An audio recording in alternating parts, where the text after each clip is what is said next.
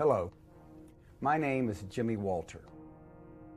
Like everyone else, I watched the planes hit the World Trade Towers and I watched them collapse.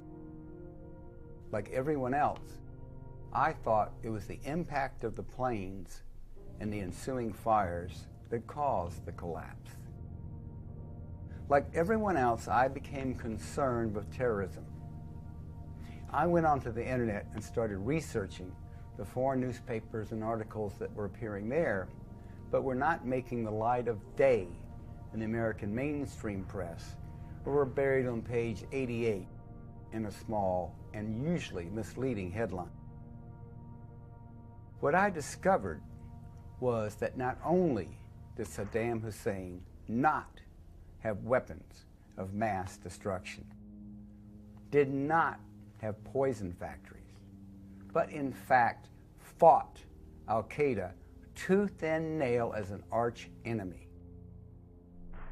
But what really alarmed me was the fact that George Tenet, the CIA, and the international press were warning us clearly that invading Iraq would swell the terrorist ranks, increase terrorism, and make us less secure.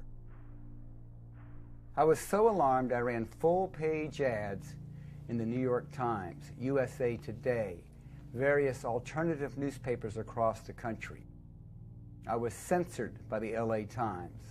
I was ignored by everyone. I shut up when the war started in order to support our troops.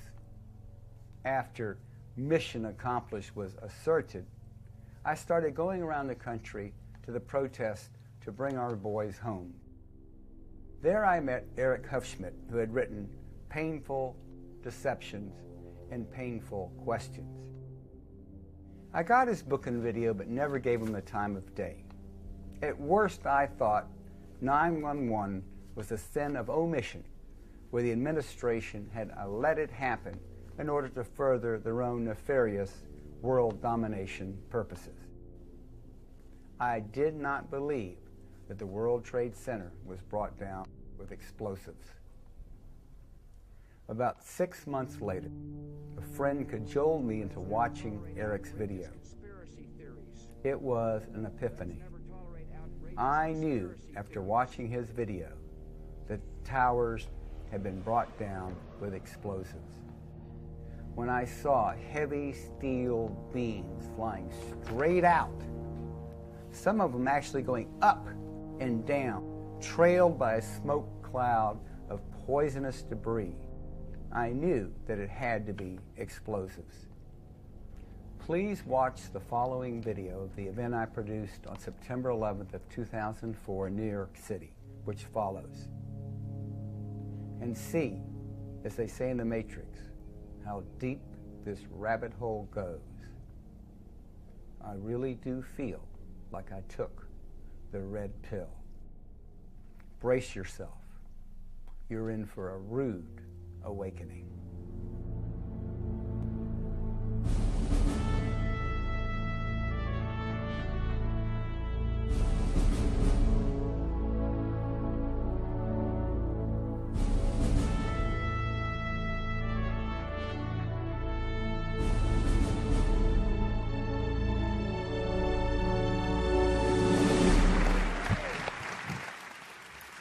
I'm Ed Begley Jr. How are you all this evening? Thank you for coming. I'm going to be your host for this evening's program. Welcome to Confronting the Evidence, a call to reopen the 9/11 investigation.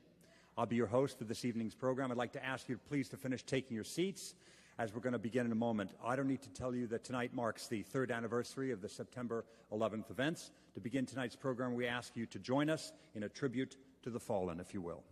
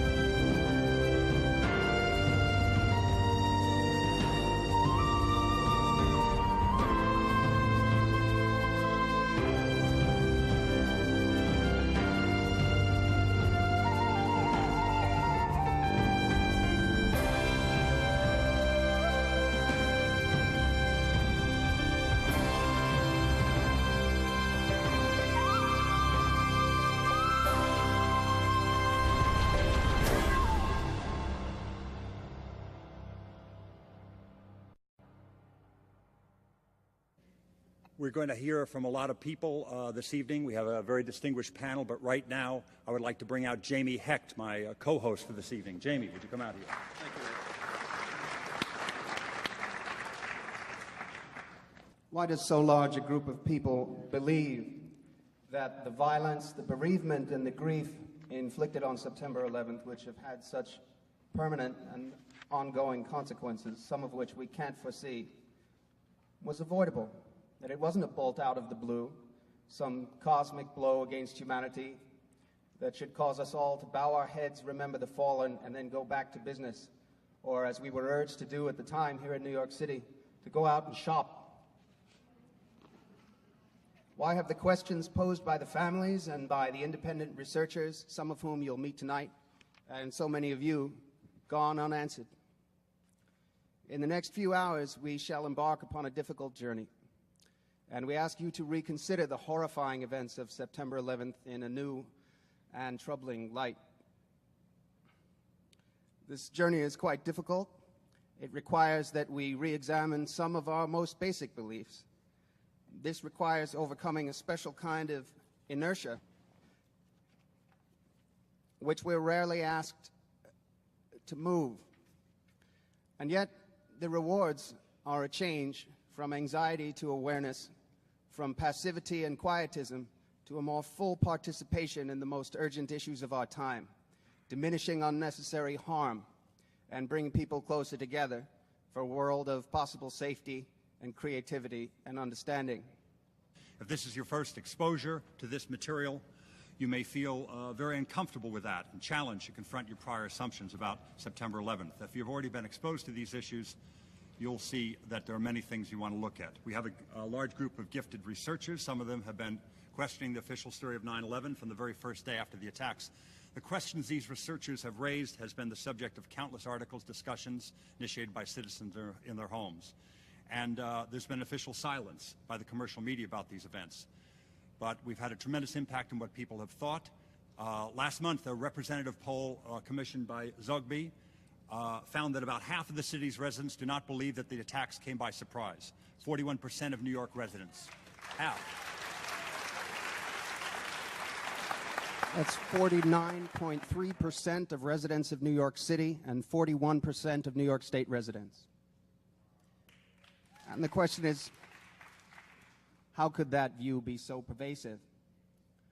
Why have their questions been ignored? We believe we owe it to the victims and their surviving family members to conduct a searching and fearless examination of the events of 9/11 from a number of different angles and to pursue it wherever it leads.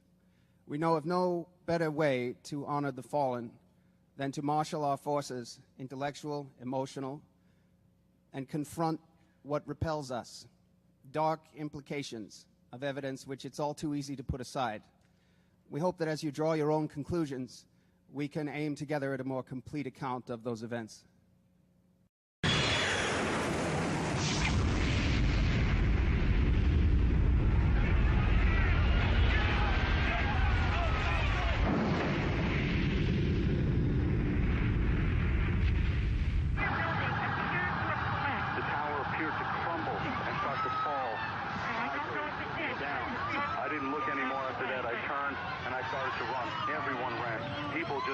People ducked into doorways, and people didn't stop to look behind. Sick that I couldn't breathe at all. I just find it really hard to talk.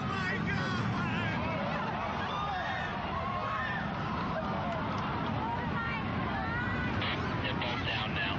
It's just a huge cloud of smoke. We have an airplane that crashed into the Pentagon.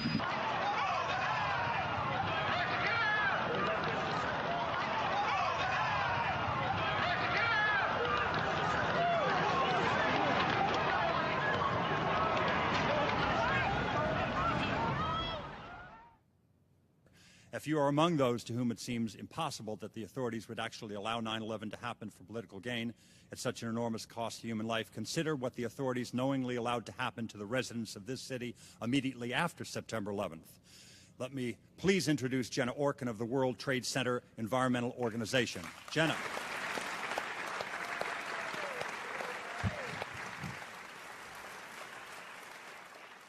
September 11th was a tragedy that has changed the course of history and the way we live. It was also an environmental disaster of historic proportions. The World Trade Center contained about 50,000 computers, each made with between 4 and 12 pounds of lead. That's not including World Trade Center 7. Hundreds of tons of asbestos coated the first 40 stories of at least one tower. The tens of thousands of fluorescent light bulbs each contained enough mercury to contaminate a quarter of a city block. The smoke detectors contained radioactive americium-241.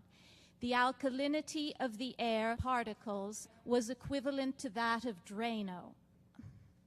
A month after the disaster, scientists from the University of California at Davis found levels of vanadium and very and ultrafine particles that were the highest they'd ever seen of 7,000 samples taken from around the world, including at the burning Kuwaiti oil fields. Dr. Marjorie Clark has testified that 9/11 was equivalent to dozens of asbestos factories, incinerators, and crematoria, as well as a volcano. Yet starting on September 13th, the EPA maintained the air is safe to breathe.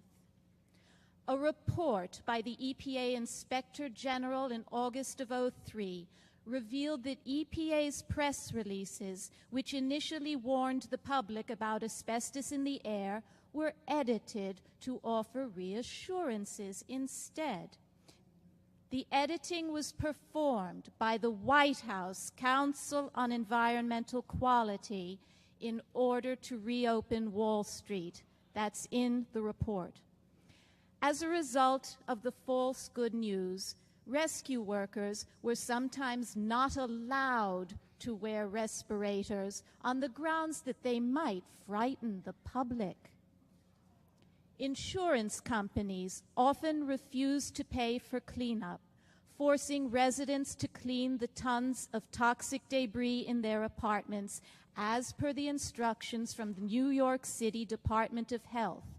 Use a wet mop or wet rag, and where the dust is really bad, wear long pants. We are beginning to see the consequences of this disastrous chain of events. Over half of the heroes who cleaned Ground Zero are already manifesting serious respiratory problems. Hundreds of firefighters can no longer work. And as a harbinger of what's in store for people, 14 rescue dogs have died. The Commission report deals with this issue in a footnote on page 555. They interviewed Sam Thernstrom, the White House coordinator who changed the press releases. He said his motive wasn't to reopen Wall Street, it was procedural. His story is corroborated by Christy Todd Whitman, who told the initial lies. When John Gotti is corroborated by Lucky Luciano, that may be good enough for the Commission. We should not rest there.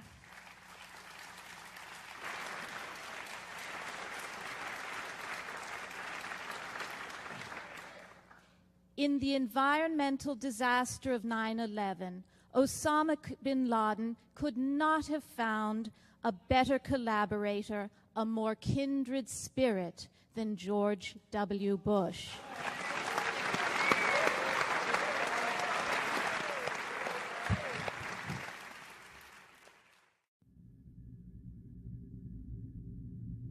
We can reassure the public that the air is safe to breathe, the water is safe to drink. EPA officials were lying to the public and to Congress about the health effects engendered by the 9/11 catastrophe. Because the EPA said the offices were safe and employers ordered their employees back into these buildings, and thousands of us are now permanently ill. I headlined at Radio City Music Hall with the Rockettes dancing behind me. I sang everywhere there was to sing a song, but I can't sing now because every time I try to sing now, I choke. So in the middle of October, October 15, 2001, I came to work. 2 days later, I woke up at night, October 17, 2001, and my lungs were full and gurgling. The respiratory function was so low that it woke me up out of a sound sleep. And from that day on, I've been sick. In fact, the air was hazardous for many, many months, and all those tons of hazardous material were lodged in people's homes, in their offices, where in many cases they still are today. I think the major failure by the U.S. government after 9/11 was its failure to act as a government should be, and that is to inform and to protect. Of all the terrifying images, on September 11th, the collapsing Twin Towers were among the most horrific. A shocked nation saw the two largest structures in New York City's skyline dramatically crumble before our eyes. Given the vast scale and unprecedented nature of the horrifying spectacle, and lacking any information to the contrary, viewers could only assume that the fiery crashes of Flight 11 and 175 were the sole causes of the tower's subsequent collapses. Building number 7 at the World Trade Center was a 47-story building with a steel frame. No airplane crashed into it, nor did the towers fall onto it. However, this building disintegrated on September 11th. This satellite image shows the World Trade Center about a year before the attack. Building 7 is the tall building at the top. Building number 1 is the North Tower. You can distinguish it from the South Tower by its antenna. Buildings 4, 5, and 6 were office buildings. Building 3 was a hotel. The attack on September 11th destroyed all 7 of these buildings, and it damaged surrounding buildings as well. Here is a view from an airplane of the rubble of Building 7. The pile is very small. How did a 47-story steel building crumble into such a tiny pile of rubble? The Bush administration wants us to believe that fire caused it to disintegrate. Fires started in Building 7 at around 9 o'clock in the morning, a few moments after the plane crashed into the South Tower. These fires burned slowly all day. This photo shows the fires at 3 p.m. The fires are not easy to see because they are small, and the air is full of dust and smoke. Nearby buildings and reflections make it difficult to figure out where Building 7 is, so I'll fade out the other buildings for a moment so that you can see Building 7 more clearly. There are flames coming from only a few of the thousands of windows of this large building. Most floors do not have fires, and those that do are burning in a few small areas only. Compared to other office fires, these are small. Why didn't the sprinkler system extinguish them? This photograph shows the rear of Building 7. This side of the building doesn't have many fires either. There are no fires anywhere along the base of the building. Incidentally, in the background of this photograph are buildings number 5 on the left and 6 on the right. Both of those buildings have very serious fires burning inside. The government has never bothered to explain how Building 5 ended up with such serious fires. Despite the fact that the fires in Building 7 were so small that the sprinkler system should have extinguished them, at about 5:30 in the evening, the building suddenly imploded and crumbled into a pile of rubble. How did a few small fires cause Building 7 to collapse? According to Bill Manning, editor-in-chief of Fire Engineering, a magazine for fire departments, fire has never destroyed a steel building. I remember getting a call from the fire department commander telling me that they were not sure they were going to be able to contain the fire.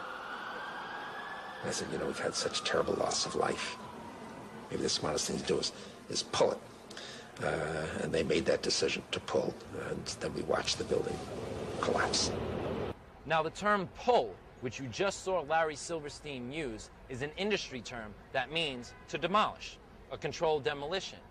What did Larry Silverstein exactly say here? Did he say World Trade Center 7 was a controlled demolition? If so, is it conceivable that through all the melee and hysteria that was going on the morning of September 11th, a demolition crew could have came in and taken down World Trade Center 7 within 7 hours? Most controlled demolitions take up to 2 weeks in intense planning to make happen. If this is the case, the only explanation that makes sense is that a controlled demolition was planned way in advance of September 11th, 2001. This stunning admission by Larry Silverstein, the leaseholder of the World Trade Center, serves to corroborate the eyewitness accounts that explosions occurred. Most controlled demolitions take up to 2 weeks in intense planning to make happen. If this is the case, the only explanation that makes sense is that a controlled demolition was planned way in advance of September 11th, 2001. Many major media sources also reported explosions, including CNN, Fox, and the Associated Press. In 2002, Thierry Masson, with his HuntTheBoeing.com, first published the only known satellite photos of the Pentagon and the World Trade Center on 9/11/2001, as well as before and after the event. These photos offer a visual chronology of the attacks and call into question the government's version. It is clear that the hole in front of the building is too small for a 757 passenger jet. Although the 9/11 attacks were covered by most major media, newspapers, television stations, and magazines, it is surprising to find no evidence of a 757 at the Pentagon visible in any of the photos. In stark contrast to the World Trade Center, the Pentagon shows little damage and remained largely intact. One would expect photos to show parts of a plane, like wings, engines, seats, or wheels, but there are none. A 757 passenger jet is approximately 124 feet wide. How did an airplane crash into this building at high speed and leave a hole half its size? The Bush administration has yet to offer an explanation of this bizarre occurrence. We are expected to believe that the World Trade Center buildings were pulverized into a fine white dust, yet the Pentagon remains largely undamaged. News footage shows almost no smoke damage to the buildings, and what's even more unusual is that you can see furniture, like this computer, left intact. The World Trade Center crashes apparently caused fires hot enough to melt steel beams, yet at the Pentagon we can see furniture like this desk and this stool left unburned. And here is a book, which also appears undamaged, with pages visible. Here, we expect to see fairly extensive fire damage from the remaining fuel that would have been left in the 757 airplane, but instead, the damage is relatively minor. The Pentagon is only approximately 73 feet tall, and a 757 airliner is 43 feet tall. This only leaves 30 feet for a pilot to clear this building, which would be quite a feat for most experienced pilots, let alone a flight school student. Only 5 photos of the Pentagon crash have been released to the public, and these photos are small and grainy. One would expect that a great deal more security footage was collected, as the Pentagon is one of the most heavily guarded buildings in the world. However, none to date has been made available. Photos published with the article From Deception to Revelation showed the Pentagon right after the crash. These shots show the building before the walls came down, and you can see how small the impression really is. A 757 cannot fit into a 15-foot hole and leave no debris or damage. Look at the intact wire spools. The only hole of any size is only 15 feet wide. There is no damage to the top floors. It seems impossible that a passenger jet fit inside this small hole, and no wreckage from the jet is visible in front of the building. No airplane parts are visible whatsoever. What happened to this large aircraft? As we look at the roof, we can clearly see the building has not yet collapsed, though the building appears stressed. As the firefighters work to extinguish the building with white fire retardant foam, we can see just the one small hole in front of the Pentagon.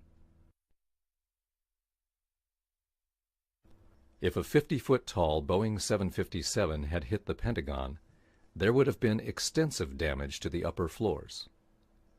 As yet, no one has been able to account for these anomalies, and no wreckage appears to be left over for further scrutiny. How did this critical evidence disappear?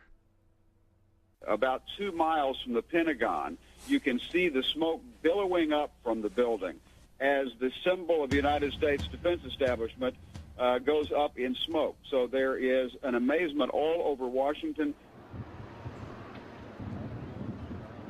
We're also told that the bodies were able to be identified either by their fingerprints or by the DNA.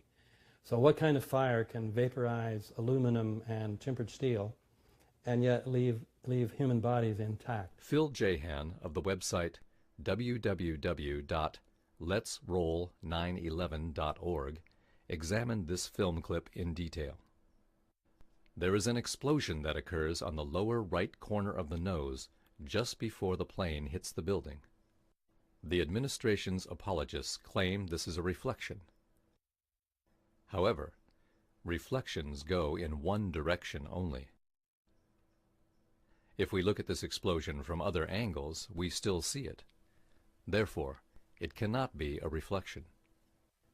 Some wonder if it was a static discharge. It cannot be, since a static discharge would look like a tiny lightning strike if it could be seen at all during the day.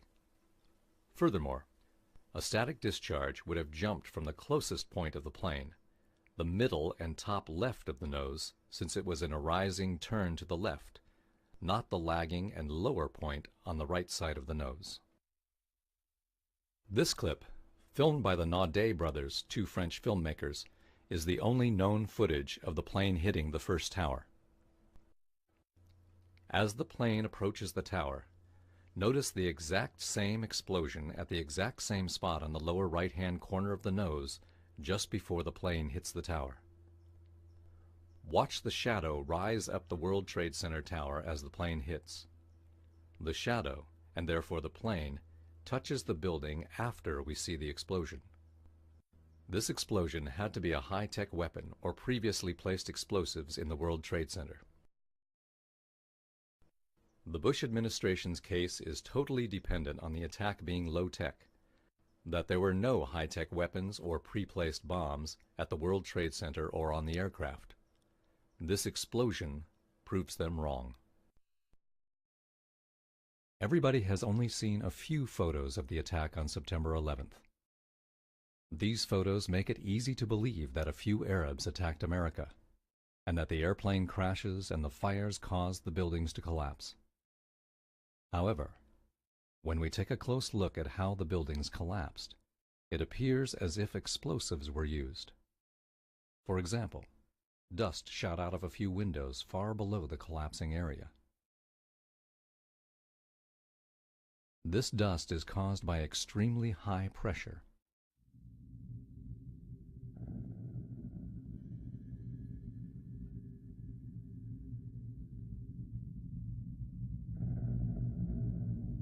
When we look closely at the area that is collapsing, we find dust shooting out of every window on the entire floor at the same time. The towers had a steel frame, so the only way they could collapse is if thousands of joints were broken. The towers collapsed in less than 10 seconds, which is an average of 10 floors every second. Next time you see a 10-story building, imagine the entire building crumbling in 1 second. The only buildings that collapse this quickly are the buildings that are destroyed with explosives. We were told that the collapse began when one floor broke and the pieces fell to the floor below it. Those pieces shattered that floor and so on all the way down. However, when the pieces hit the floor below, they will slow down slightly and some of their energy will be used to break the floor. Therefore, there should be a delay every time the pieces hit a floor.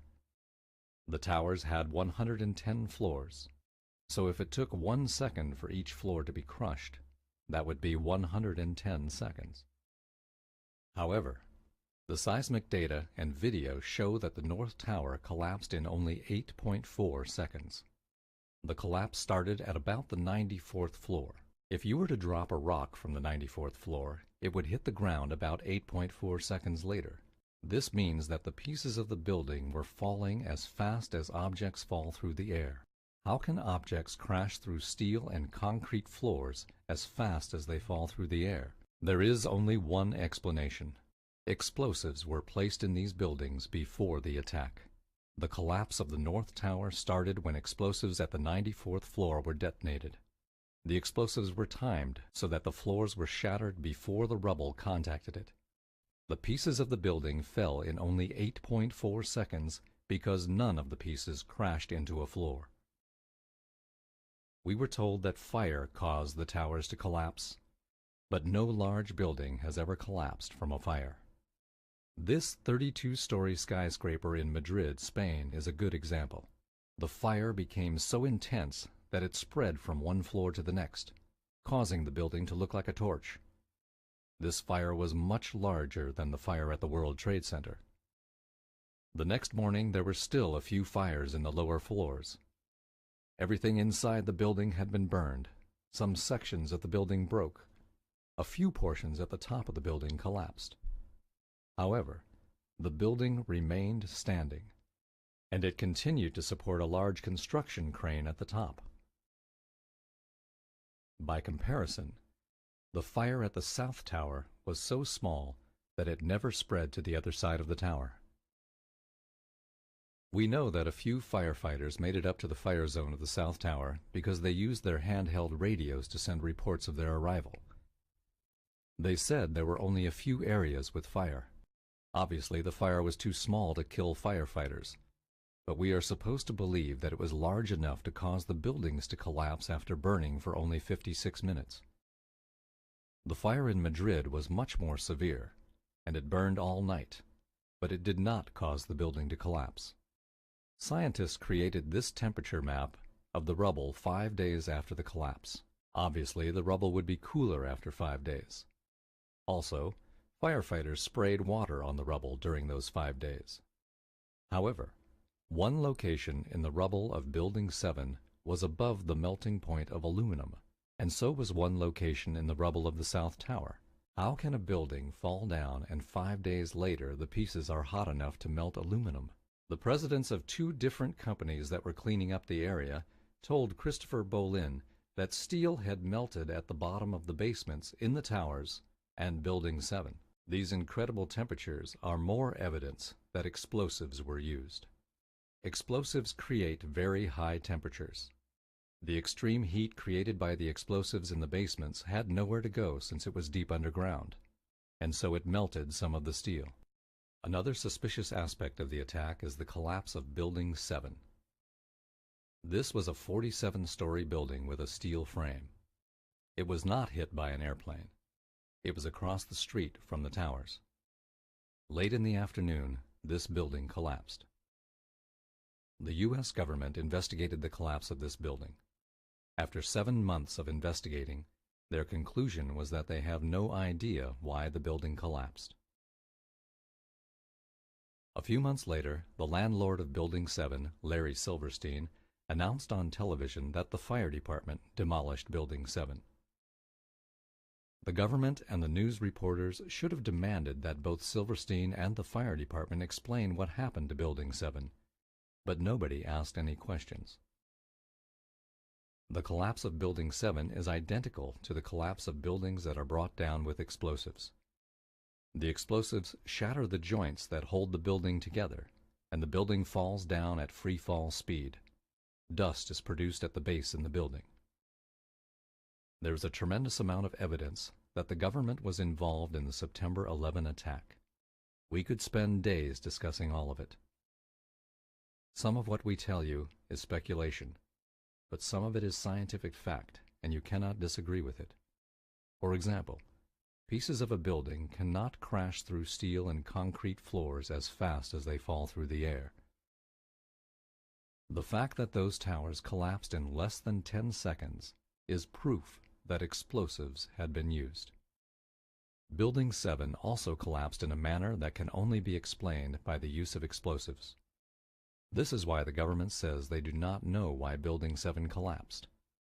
Anybody who looks at this evidence and continues to insist that the government was not involved in the September 11 attack is simply having a difficult time facing the possibility that the government could commit such a crime. Another reason it's difficult to believe that the government created the September 11 attack is because none of the major news agencies are talking about it. Some reporters refuse to talk about explosives in the World Trade Center because they are afraid to expose the crimes of the American government. Another reason is that the television, newspapers, and magazines in America and Europe are controlled by a small number of people. These people prevent the reporters from talking about explosives at the World Trade Center.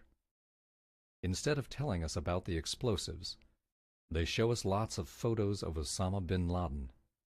This creates anger toward Arabs and fools people into thinking that the Arabs are responsible for the attack.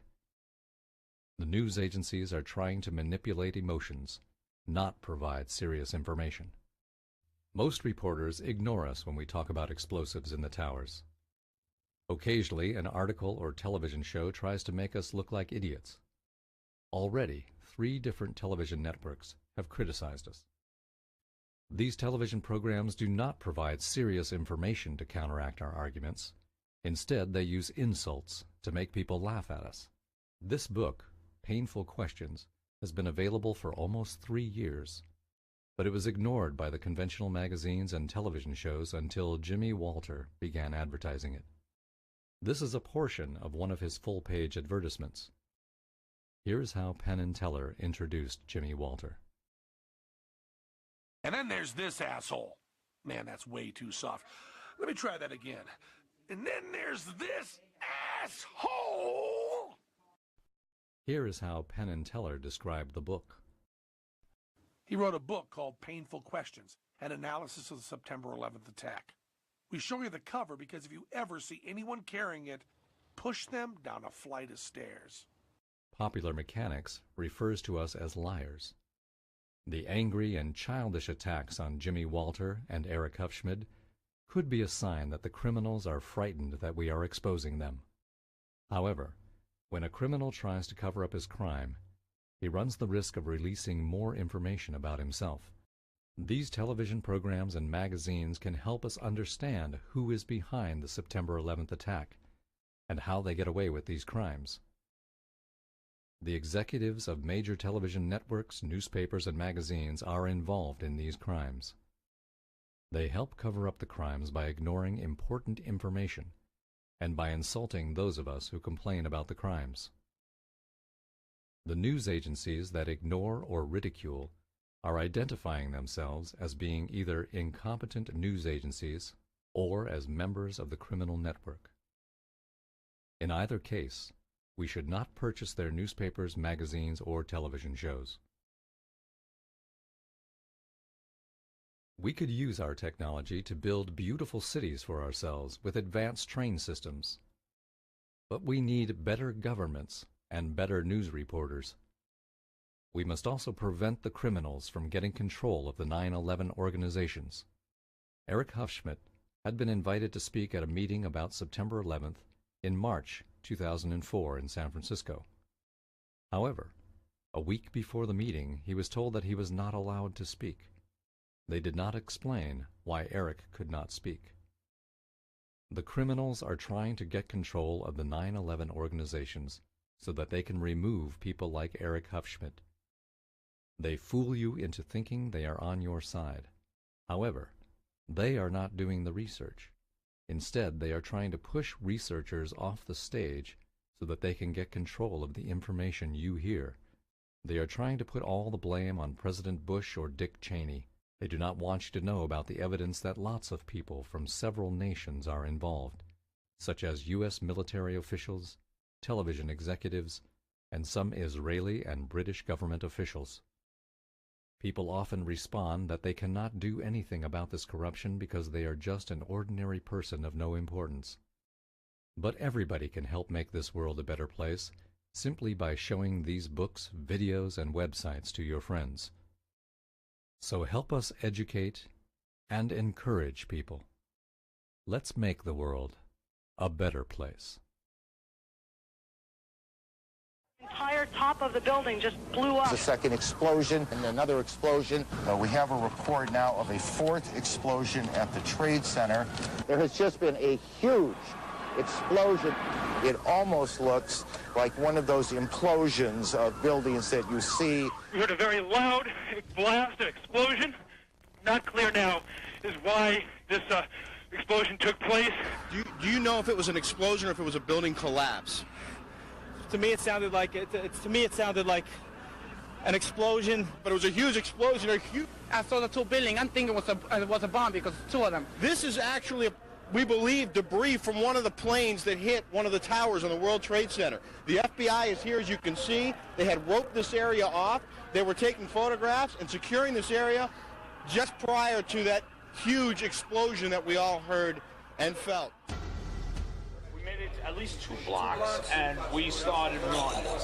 Floor by floor, it started popping out. It was if they had detonated. Yeah, as if they were planned to take down a building. Boom, boom, boom, boom, boom, boom, boom.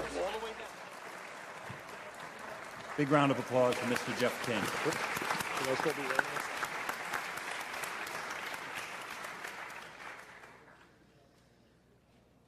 Okay. I studied physics at MIT. I did electrical engineering for about 8 years. I've had quite a bit of practical engineering experience. When I first saw the collapses, I was absolutely convinced that they were not spontaneous.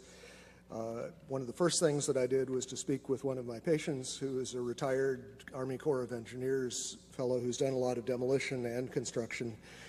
Showed him some of the public source videos that are available of it, and he immediately pointed out that there were squibs, which represent little puffs of smoke essentially coming out of the buildings initially, which were clearly a sign of controlled demolition. He had no opinions beyond that, but he said without doubt that it was a controlled demolition. That sort of set me on the path of continuing to examine it and trying to gather as much evidence as I could. And the question I pose, what don't we know and why don't we know it, is sort of addressing the fact that at this point we still do not really have a meaningful explanation for what happened to the building. We have had several studies at this point, which I will go into, as to trying to determine a plausible scenario for the collapse. As of this point, none of them have presented us with anything that I think could be reasonably called a convincing and detailed account of why the collapse has occurred. And the question that's been addressed previously, the enormous destruction of physical evidence, as Chris was saying, the site was scrubbed very thoroughly. Out of the entire mass of the buildings that were destroyed, the National Institutes of Standards and Technology, who are now doing the ongoing investigation, managed to save about 240 pieces out of the entire building. All of the rest of it was basically recycled. The obvious question is what does it mean that there was a controlled demolition? At the simplest level, it means that someone had a lot of access to the buildings over a long enough period of time to set this up. It implies, as many other things have tonight, that the people who had effective control of the site had an interest in having it scrubbed and making sure that no information was available, that a forensic reconstruction couldn't be done. Even in much smaller catastrophes, we typically will reconstruct things as completely as possible. For example, TWA Flight 800 pieces were dredged off the bottom of the sea. A complete reconstruction was done to allow a detailed analysis. In this case, the exact opposite was done. The first report that was really issued on this was issued by FEMA in collaboration with the American Society of Civil Engineers. There was basically a volunteer team from ASCE that had very limited access to the site. A lot of the pieces that they were able to retrieve were retrieved by going to landfills and trying to find interesting pieces before they were disposed of.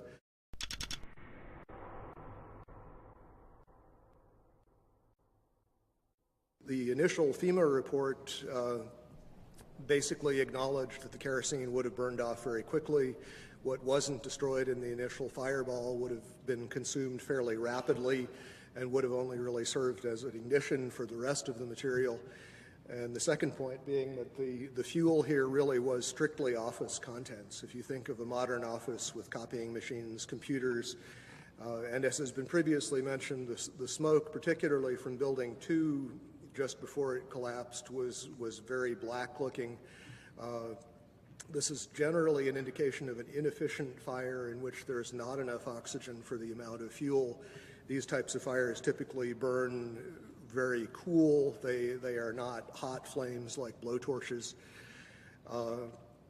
The cores themselves, basically, if you've seen diagrams of the building, there's a large central rectangle in each of the towers that contained 47 columns. And these columns basically were the primary structural support of the building. They were given the role of supporting the whole gravitational load of the building. Since they were so strong, it would have been reasonable to think that they would have withstood, at least to some extent, the collapse.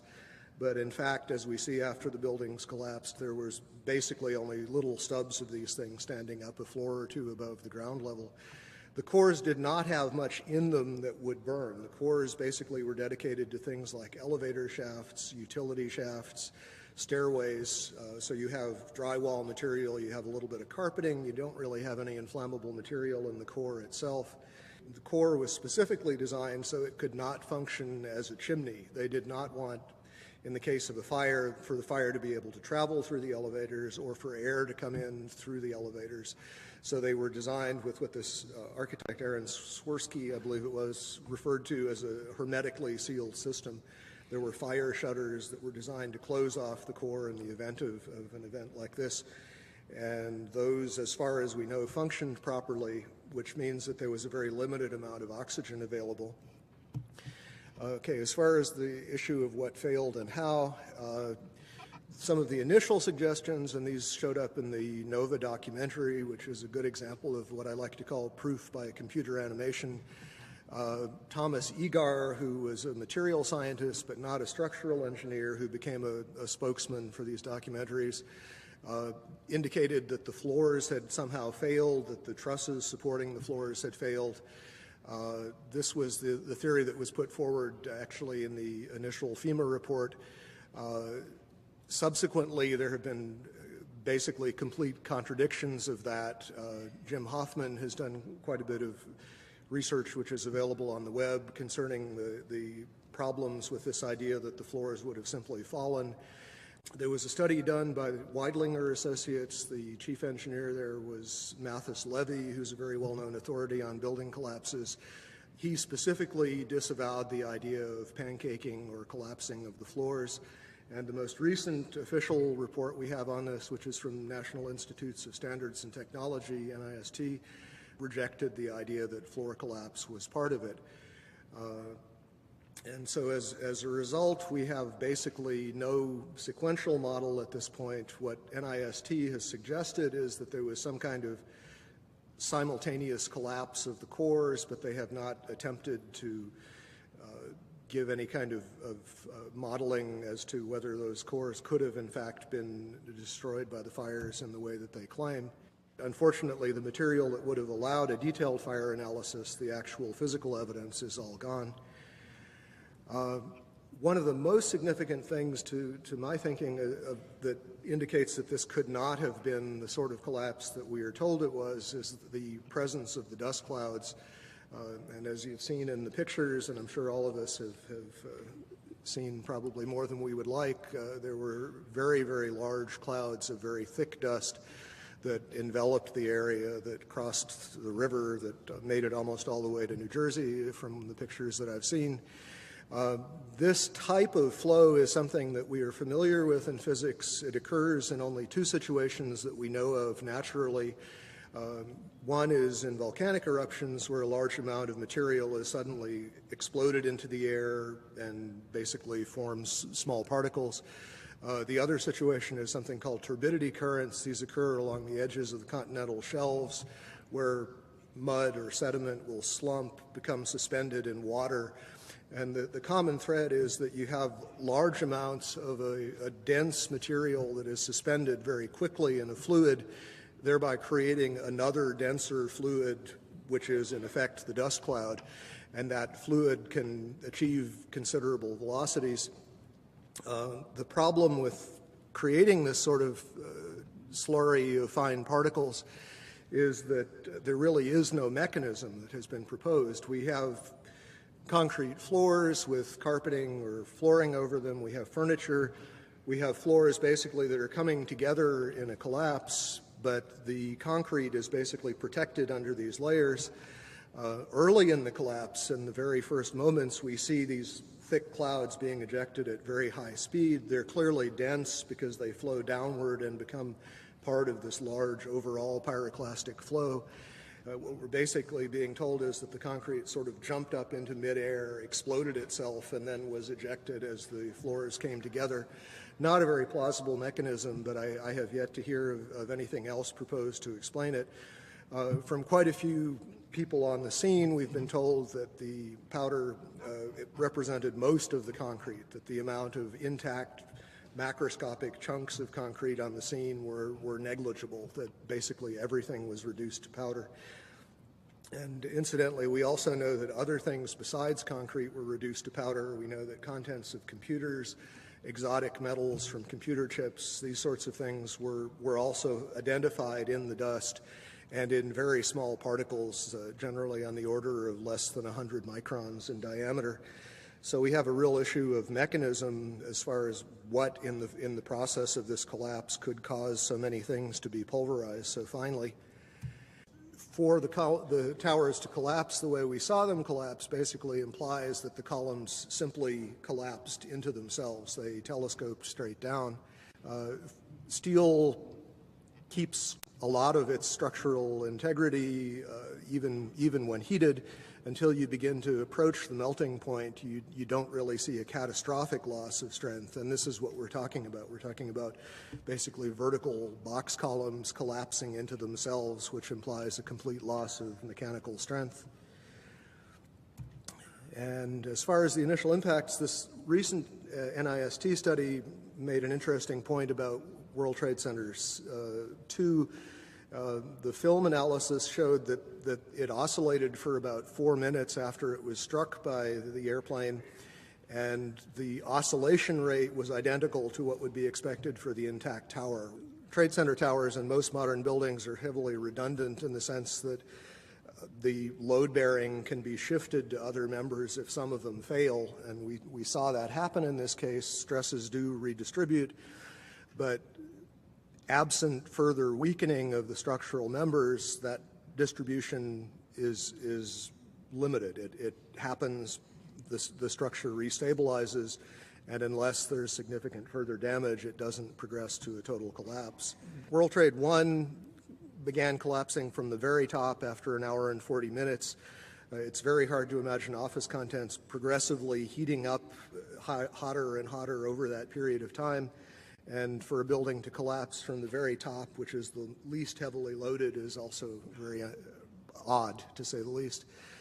Just a couple of other anomalies. As we know, there were reports of explosions. There were reports of underground explosions in both of the towers at the time of the impact from a building engineer by the name of Philip Morelli. There are interviews with him on the web. From the Naudet brothers film, 9/11, we see that the lobby of the North Tower was extensively damaged with what looks like high explosive blast damage, and this was immediately after the plane collision. But we know that on the weekend before, there were power downs, and there appear to have been evacuation drills going on throughout the previous week, which suggests that at least some people knew that something was happening. The power downs may represent a time window in which demolition charges would have been planted, although I think it's possible that they also were planted over a much longer period of time, given the relative accessibility of the buildings. Okay, that's all I have to say. Thank you.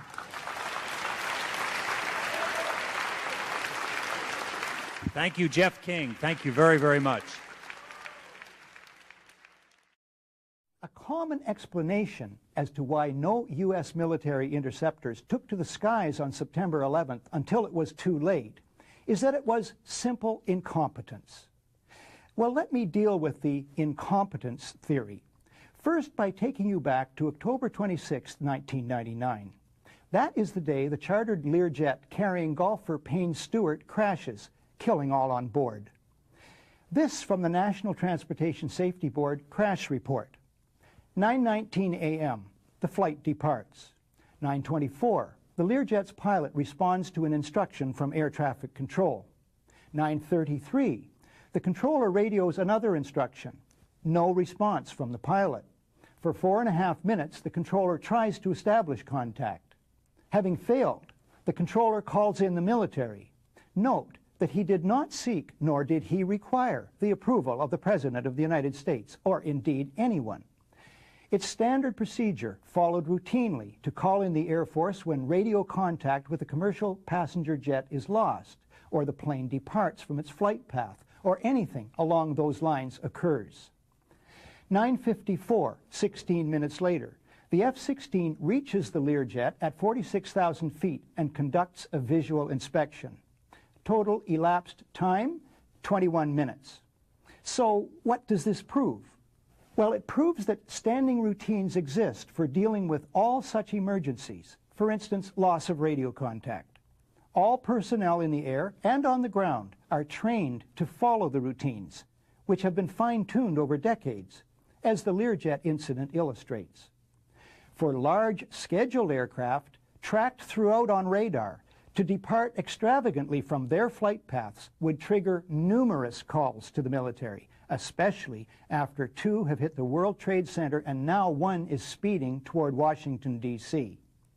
It flies over the White House, turns sharply, and heads toward the Pentagon. Everyone, and I mean everyone, now knows these planes are very bad news. It's been reported on all TV networks for more than half an hour that this is a terrorist attack. Now, Andrews Air Force Base is a huge installation. It's home to Air Force One, the President's plane. It's home base for 2 combat-ready squadrons of jet interceptors, mandated to ensure the safety of the U.S. Capitol. Andrews is only 12 miles from the White House.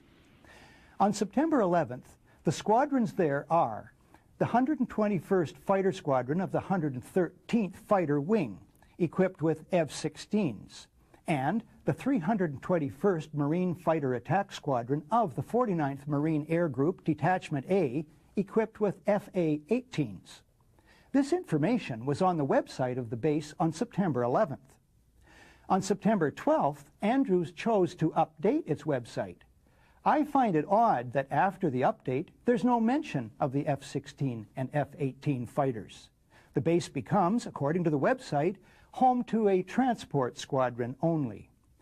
Yet at 6:30 the evening of September 11th, NBC Nightly News, along with many outlets, reported it was after the attack on the Pentagon that the Air Force then decided to scramble F-16s out of the D.C. National Guard Andrews Air Force Base to fly a protective cover over Washington, D.C. Throughout the northeastern United States are many air bases.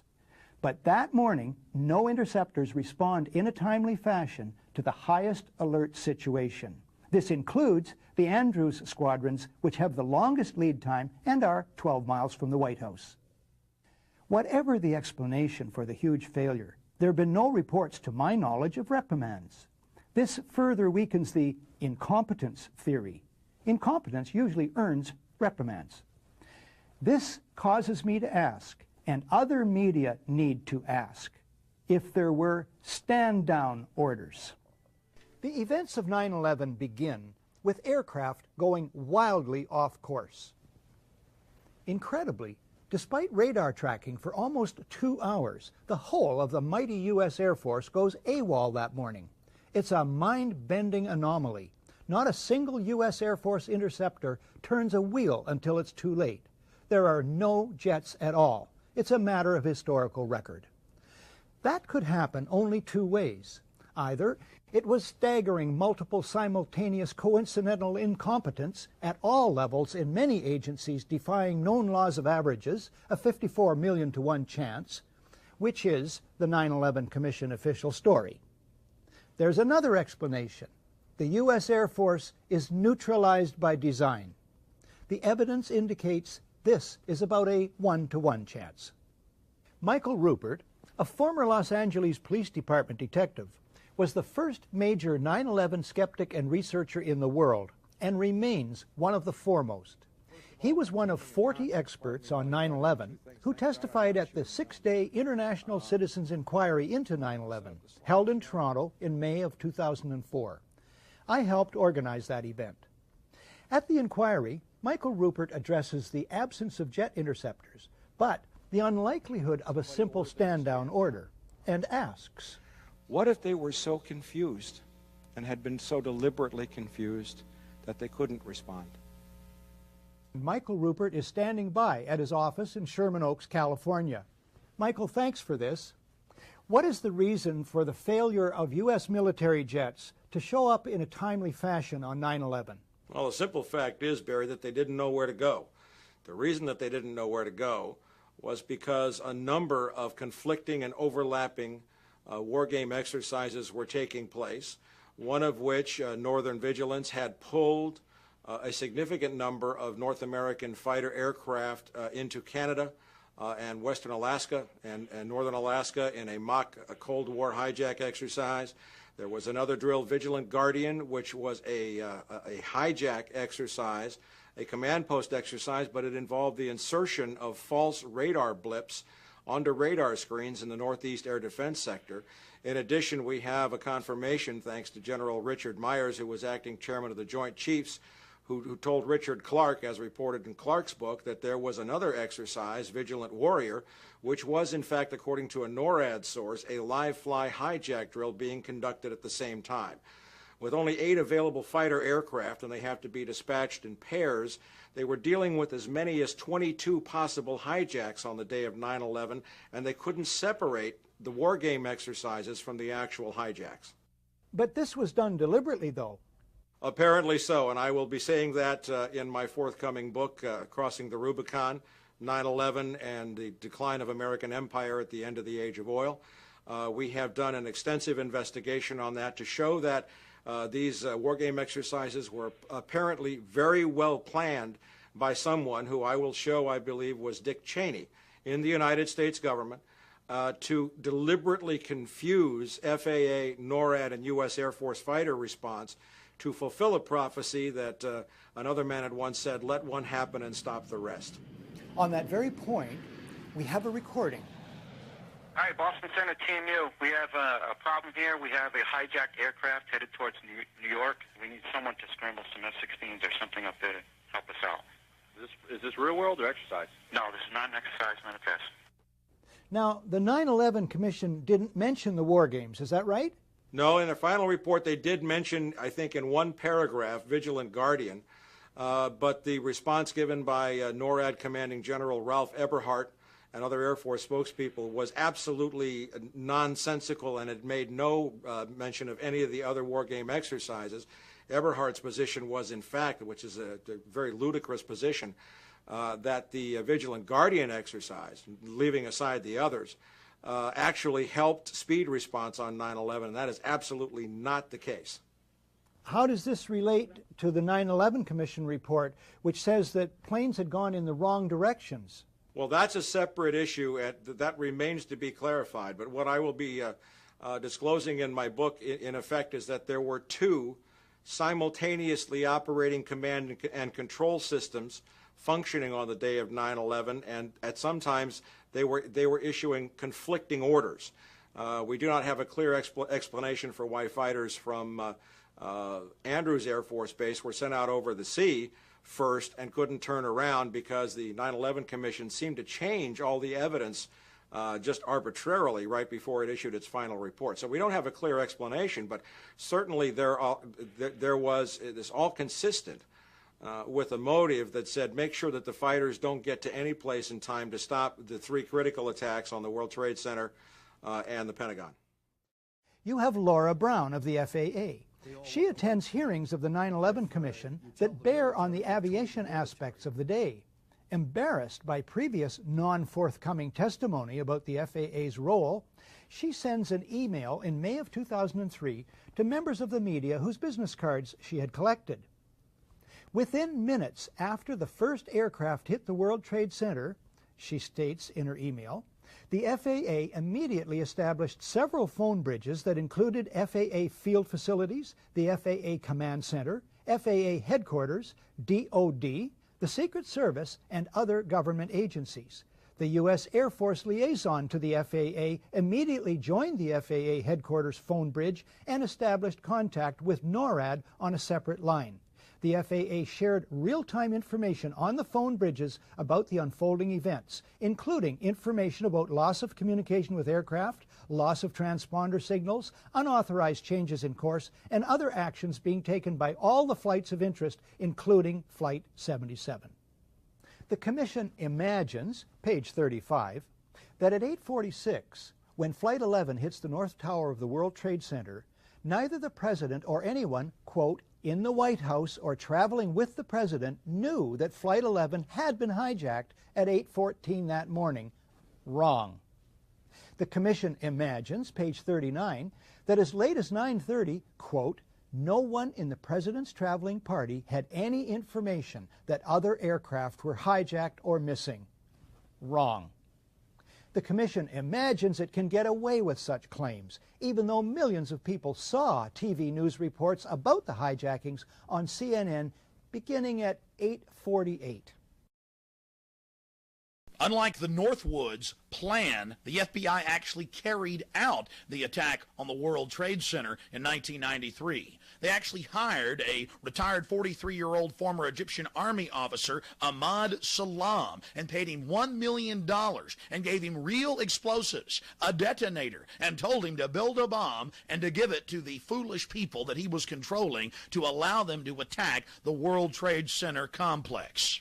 There was only one problem with their plan. Mr. Salam was not as ruthless and sociopathic as the FBI and their globalist controllers. He began to get very concerned right before and, of course, after the attack, saying, why are you giving me real explosives if this is just a sting operation? When they told him to go ahead and let the attack go forward, he secretly recorded the head of the FBI in New York ordering him to let the bombing take place. It's very important to understand that all the evidence you just saw is documented, 110%. It is part of the public record. The FBI admits it, but the media wrote a few stories about it. There were a couple of nightly newscasts. It was never heard of again. In July 2001, Ken Williams of the Phoenix FBI office wrote a now famous memo to headquarters suggesting a nationwide program to keep tabs on suspicious flight school students. But the suggestion was suppressed before 9/11 by the FBI's Radical Fundamentalism Unit, where Michael Maltby, Marion Bowman, and unit head David Frasca all had access to it. Shortly afterward, in August of 2001, the Minneapolis FBI field office questioned recently arrested Zacarias Moussaoui, later alleged to be the 20th hijacker. As the investigation intensified in the weeks before 9/11, one Minneapolis agent claimed he was worried Moussaoui might try to fly a hijacked airliner into the World Trade Center. But the Minneapolis investigation was so vigorously blocked that agents joked Osama bin Laden must have a mole at FBI headquarters. Once again, it was Michael Maltby, Marion Bowman, and David Frasca who played a role in the obstruction. All three had knowledge of the Phoenix memo at the time, yet none of them told anyone in the Minneapolis office about it prior to 9/11.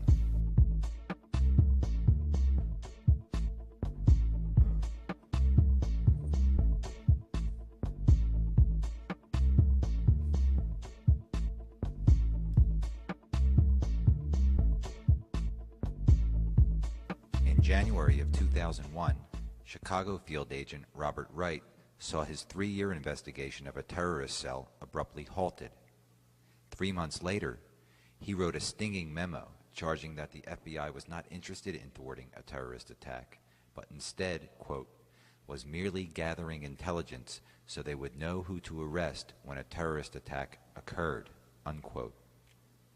After 9/11, badly shaken, Wright wrote a 500-page book detailing his experience. But to this day, the FBI has blocked him from publishing it in full. Was Wright's terminated investigation related to the 199I order of January 2001? Working in the translation office of the FBI after 9/11, Sibel Edmonds discovered evidence of rampant internal corruption and criminal conspiracy to cover up advance information about 9/11. Placed under a gag order by the Justice Department, Edmonds has been denied the opportunity to tell her story in full, but she has courageously found ways to get word of her ordeal out to the public.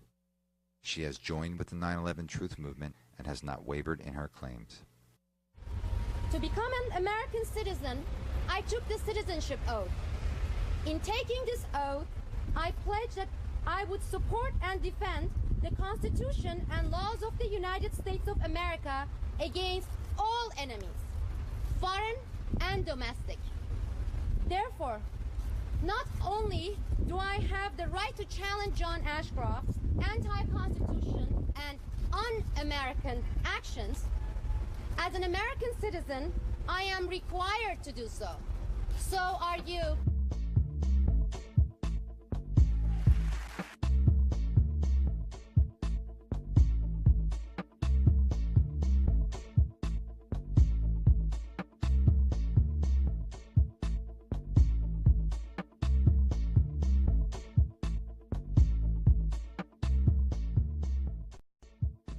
The 9/11 Commission report fails to mention anything at all about Robert Wright. Sybil Edmonds and Colleen Rowley are each mentioned just once, in footnotes that reveal nothing about what they said. Also unmentioned in the report are David Frasca, Marion Bowman, and Michael Maltby, the officials who should rightly have to answer why these investigations were apparently blocked. The set of documents known as the Northwoods documents or the Northwoods agreements or something to that effect, you featured them in your last book. Since we're talking a pretext for war, that certainly was a pretext for war in the early 60s. Can we speak about that for a moment? The idea was to create a pretext to show that there was an attack by Cuba on the United States, and the idea was to have U.S. personnel from the CIA and other places secretly create terrorism in the United States. The documents actually said people would be shot on American streets, bombs would be blown up, and again, all this, the evidence would be laid to point the finger at Castro. One other idea was they were going to they had a very complex plan where they were going to take an aircraft and load it with CIA people who looked like college students, fly it over to have it take off from an airport in Miami with a lot of publicity, and then it would quickly, after it got into the air, land at a secret CIA base. At that same time, an identical plane would take off from that CIA base, except this plane would be empty. And it'd be remotely piloted from the ground. It was a drone plane that would be very similar to the passenger plane that had just taken off. And once the plane was over Cuba, there was going to be a tape recorder that would have played a distress call into a microphone saying help are being shot at. And a few minutes later, once the plane was over the Caribbean Sea after it passed over Cuba, it would have somebody would have pressed a button on the ground, blowing up the plane, and they would have blamed Cuba for killing a plane load of American college students. At another point, they had this idea where they were going to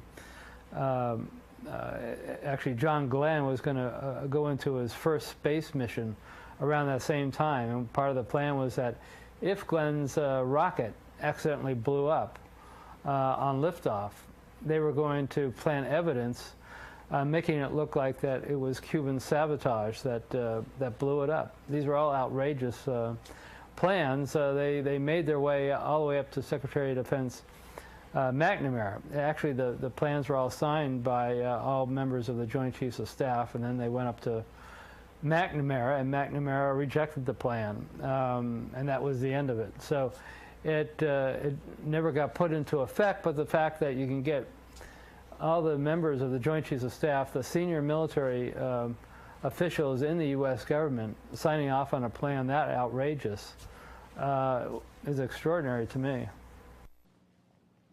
Fast forward again to August 2, 1990. Iraq attacks Kuwait, claiming the Kuwaitis are slant drilling into Iraq's oil fields. U.S. President George Herbert Walker Bush pushes for a land war against Iraq, but polls show the U.S. public is split 50-50 on that idea. Then comes this eyewitness testimony before a congressional committee from a 15-year-old Kuwaiti girl. The claim is she cannot be identified for fear of reprisals. While I was there, I saw the Iraqi soldiers come into the hospital with guns. They took the babies out of the incubators, and left the children to die on the cold floor. The U.S. public is outraged. The result? Support for land war zooms. It's a turning point. Desert Storm is launched. 135,000 Iraqis are killed. An estimated 1 million Iraqis, many of them children and old people, then die as a result of 10 years of sanctions. One small problem. There never were any incubator baby deaths, not one.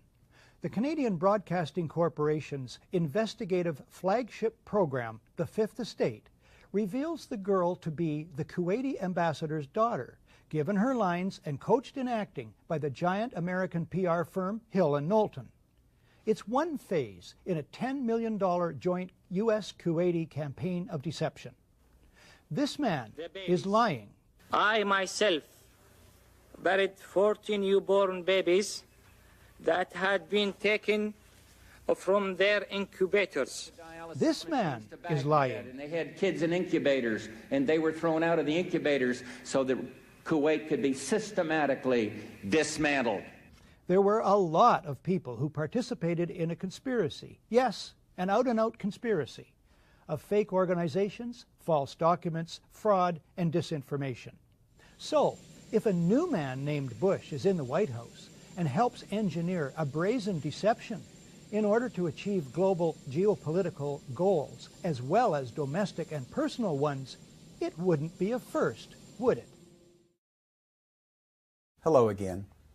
What I did not tell you before was that in the course of my research, I discovered that Colin Powell was a habitual liar. In the run-up to Gulf War I, Colin Powell testified that he had satellite photos of 2,500 Iraqi tanks on the Saudi border ready to invade.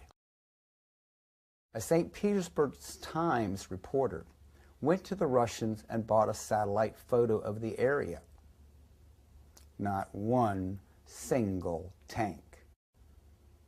Years later, when questioned by reporters, Powell admitted there were no tanks, that in effect he had lied.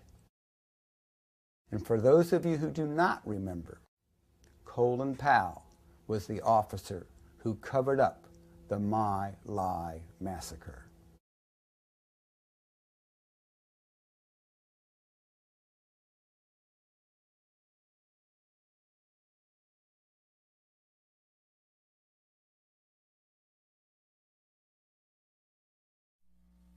Repeat after me. I, George Walker Bush, do solemnly. When George W. Bush took office in 2000, he brought with him Vice President Dick Cheney, Secretary of Defense Donald Rumsfeld, and Deputy Secretary for Defense Paul Wolfowitz, all of whom had served together previously in the administrations of Ronald Reagan and George H.W. Bush. Paul Wolfowitz, in particular, had long been recognized as the intellectual force behind a radical neoconservative fringe of the Republican Party. For years, Wolfowitz had been advancing the idea that the United States should reconsider its commitments to international treaties, international law, and multilateral organizations such as the United Nations. A radical plan for American military domination first surfaced during the administration of George H.W. Bush. In 1992, Paul Wolfowitz, working in the Department of Defense, was asked to write the first draft of a new national security strategy, a document entitled the Defense Planning Guidance. The most controversial elements of what would later come to be known as the Wolfowitz Doctrine were that the United States should dramatically increase defense spending, that it should be willing to take preemptive military action, and that it should be willing to use military force unilaterally, with or without allies. This new reliance on military force was necessary, according to Wolfowitz, to prevent the emergence of any future or potential rivals to American power, and to secure access to vital resources, especially Persian Gulf oil. Out of power during the Clinton presidency, Wolfowitz and his colleagues affiliated themselves with a number of influential conservative think tanks.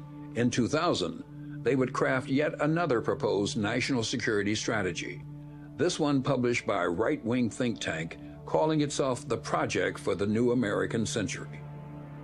At its core, the document revived the Wolfowitz Doctrine. It called on the United States to increase the military budget by up to $100 billion, to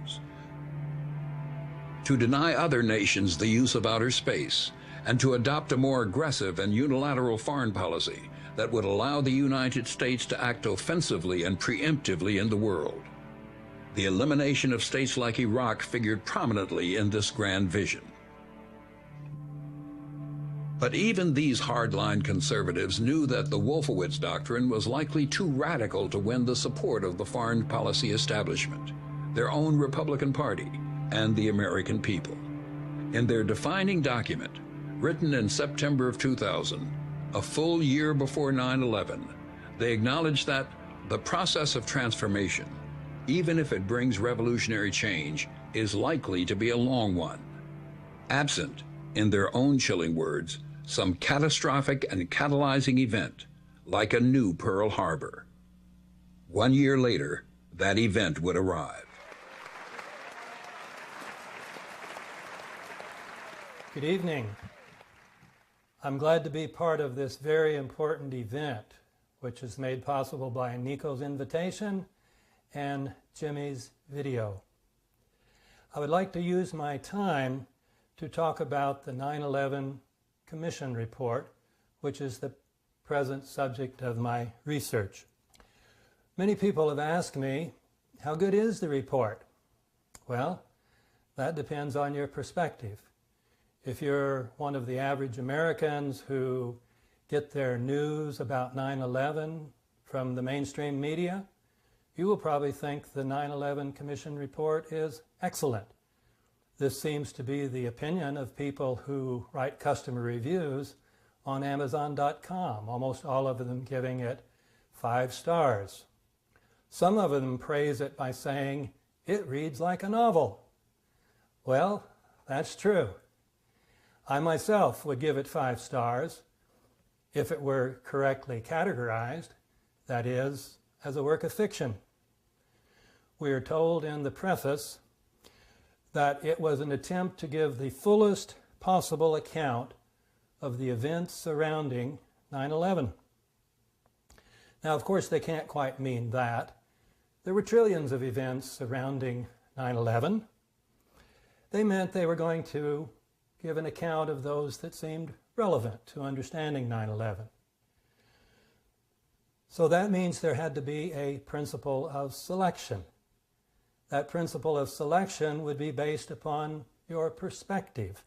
That is, your basic theory about what happened on 9/11. There are, of course, 2 basic theories of 9/11. Both of them are conspiracy theories. One of them is the official conspiracy theory put out by the Bush administration, according to which the attacks were planned and carried out entirely by Al-Qaeda, inspired by Osama bin Laden. The other account, which is the alternative conspiracy theory, suggests that the attacks were made possible by the complicity of the Bush administration itself. In the preface, we read that the report is intended to be impartial, but it is definitely not impartial as between these 2 theories. The Commission began its work simply by assuming the truth of the official theory. It did not argue for that theory. It simply assumed its truth from the outset and throughout its work. And it uses this theory to decide which events are relevant. We're also told in the preface that they intended their work to be independent and nonpartisan. Now, by nonpartisan, they meant that the committee was made up equally of Democrats and Republicans. Even this claim isn't quite true, because the chairman of the commission is Republican, and even more importantly, the executive director is a Republican. And this executive director, Philip Zelikow, is not just any old Republican. He was a member of the National Security Council of the Bush I administration, where he worked with Condoleezza Rice. Then, during the Clinton years, when the Republicans were out of office, he and Condoleezza Rice co-authored a book. And I have co-authored a book with somebody, and I know you have to be very good friends and you have to share almost all beliefs in common. He then worked for the transition team for the National Security Council for the transition between the Clinton and Bush administrations. And finally then, he was appointed to Bush's Foreign Intelligence Advisory Board. So the commission is definitely not independent, if you mean independent from the White House, because the executive director represents the perspective of the White House. Now, why is this important? The executive director directed the work of the staff, and the staff of the commission, not the commissioners, did almost all the work. And as director of the staff, he decided which lines of inquiry were worthy to be looked into, which subjects should be subject to research, and which ones should not. Therefore, as executive director, Zelikow could direct the staff to investigate those events that were relevant to the official conspiracy theory and simply ignore all events that would be supportive of the alternative conspiracy theory. Some critics, having read the 9/11 Commission report from the perspective of the alternative theory, have called it the 9/11 Omission Report. Well, this is a good name because it systematically excludes virtually every fact supporting the alternative theory. But given Zelikow's role, this should be no surprise to us. Some people have also called it a whitewash, and it is. But this term assumes that the commission should have investigated the White House, that is, various kinds of evidence suggesting that there was complicity by the White House. But given Zelikow's position, any investigation of the White House would have been carried out by, essentially, the White House itself. A more accurate way to put it was that as the White House's inside man on the commission, Zelikow was in position to make sure that the White House, along with the CIA, the FBI, the Pentagon, and the Justice Department, was not investigated. Once we understand this, we will not be surprised by the Commission's omissions. Christina Borgerson is the author of Into the Buzzsaw, Leading Journalists Expose the Myth of a Free Press, a collection of stories about reporters who acted courageously and discovered that no good deed goes unpunished. She's won an Emmy and a Murrow Award for investigative reporting. Christopher Scheer is the co-author of The 5 Biggest Lies Bush Told Us About Iraq. He co-authored the Oscar-nominated script for the film Nixon. Paul Thompson has compiled the world's most compendious resource of mainstream press stories about the events of 9/11, the complete 9/11 timeline, at cooperativeresearch.org. Finally, Dr. Robert Bowman, an old friend of mine, by the way, a man who flew 101 combat missions as a fighter pilot in Vietnam and who today takes a stand against war. He headed the Star Wars programs under Ford and Carter and then opposed them under Reagan. He now heads the Institute for Space and Security Studies. Welcome, everyone. Let me start with Dr. Bowman. What is your assessment of the film clip about the Project for a New American Century that we just saw? Do these guys really have that much influence? Absolutely.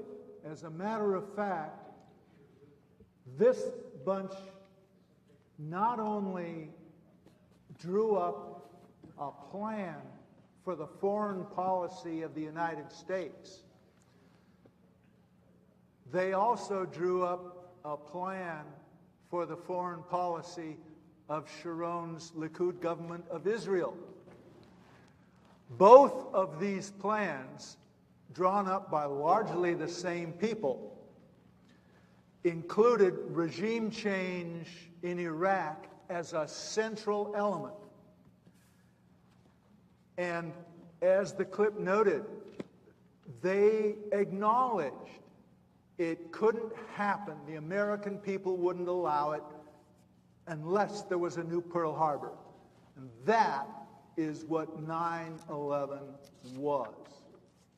If I could clarify, he's referring to a paper that came out in 1996 called A Clean Break, which was written for Benjamin Netanyahu, the just newly elected Israeli prime minister. And it's written by, I believe, Douglas Feith and a number of the people who are lately involved in this Israeli spy scandal. So David Wormser is another one. So that these, you know, the neocons, we refer to them, actually gave advice to Sharon and also pretty much the same people in the Project for the New American Century. Paul, what about 9/11? Why is anyone doubting it? Weren't all the real questions cleared up by the 9/11 Commission? We can see so many instances of conflicts of interest. For instance, Philip Zelikow, who is the executive director, and he was the person who is in charge of figuring out who the witnesses are going to be, where the evidence, and what evidence they were going to look at. He co-wrote a book with Condoleezza Rice, the national security advisor, and has so many ties with the Bush administration. He was part of the transition team, so he actually had to be interviewed by his own commission because he himself was involved in so much of what went on before 9/11. And all of the commissioners are very compromised by conflicts of interest. Quite a few of them are working with legal teams that represent United Airlines or American Airlines. I think half the commissioners. So that's one problem. Another problem is that the final report was supposed to be a unanimous report. So that means that if there was a single commissioner who had any objection about anything, that fact would be dropped from the report. So there is literally nothing in the 9/11 report that the Bush administration did not approve of. The number of omissions is staggering. For example, they begin the book with a discussion of the hijackers, giving the same 19 that have been named from the beginning. They fail to point out that 6 of those hijackers have shown up alive. They also discuss Muhammad Atta, describing him as a fanatic Muslim, obviously so devout he was ready to meet his maker. They omit the fact, as Daniel Hupsicker has revealed, that Atta was very fond of alcohol, pork, and lap dances. They hardly discuss the World Trade Center collapses. They do not discuss the fact that fire has never brought down a high-rise steel frame building. They do not discuss the fact that the collapses had 10 characteristics that are common to controlled demolitions. They do not even mention the collapse of building number 7, and of course, therefore, the comment by Larry Silverstein, the one who had a lease on it, that he and the fire department decided to pull it, that is, have it brought down by explosives. They do not discuss the removal of the steel, which would have covered up any evidence of explosives. With regard to the crash into the Pentagon, they ignore several of the most puzzling questions, assuming the official theory. That is, why would terrorists have struck the West Wing, which was being renovated, so it had very few people, and when all the top brass and Rumsfeld were in the East Wing? They do not discuss the fact that photos taken by the Associated Press and even by a Marine show that up till 30 minutes after the building was allegedly hit by a 757 going 400 some miles an hour, the facade had not collapsed. They don't discuss the fact that these photos show that the hole that was created was very tiny, that no Boeing could have gone inside of it. They don't mention that photos show there was no Boeing outside the Pentagon. They don't mention that the Pentagon's anti-missile system should have brought down any commercial airline coming near the Pentagon. With regard to Bush's behavior that day, they do not force the question as to why the Secret Service did not whisk him away when there should have been fear that he would be one of the terrorist targets. They do not discuss the most specific of the advance warnings. They did not ask Ashcroft what was the warning he got so that he would no longer fly commercial airplanes. They do not mention David Shipper's report that prior to 9/11 he tried to inform Ashcroft that several members of the FBI were telling him that they knew that attacks were scheduled for that time in Lower Manhattan. They do discuss the put options, but they dismiss it, saying, "We found that the man who bought most of the United Airlines put options had no conceivable connection to Al-Qaeda, therefore he could have had no foreknowledge." This is a perfect example of how the official theory dictated what evidence was relevant. With regard to the claim that we were hunting bin Laden prior to 9/11, the Commission fails to mention that he reportedly showed up in July before 9/11 in a hospital in Dubai, where he was treated by an American doctor, visited by the local CIA agent, and the head of Saudi intelligence. They ignore the testimony of Abu Zubaydah, the Al-Qaeda operative who reported that 3 members of the Saudi royal family had advanced knowledge that there would be attacks on America on 9/11, and that a Pakistani general also had this knowledge. Testimony that tended to be verified by the fact that all 4 of those men ended up dead within a few months. With regard to the Saudi flights that Michael Moore made well known in his movie, based on Craig Unger's book, the Commission claims there was nothing wrong with the flight on September 11th from Tampa to Lexington. American airspace had been opened. They leave out the crucial point which Unger had stressed, that American airspace had only been open for commercial aircraft, not for private. This seemed a particularly blatant attempt at deliberate deception. They ignored all the allegations that FBI headquarters had blocked investigations. They ignored Robert Wright's charges. They omitted the crucial element in the Colleen Rowley case, the Moussaoui case, and they omitted virtually every detail of Sibel Edmonds' 3.5-hour testimony. They omit any reference to the fact that the head of the Pakistani intelligence service was in Washington that very week, and that he had ordered $100,000 wired to Muhammad Atta. It ignores the Project for the New American Century, formed by many members that are now part of the Bush administration, with its explosive statement that a new Pearl Harbor would be very helpful. They ignore the fact that many members of the White House, including the President himself, after 9/11, described the attacks as opportunities. They ignore the fact that there were pre-existing plans for war in both Afghanistan and Iraq, and that both of these had to do primarily with oil.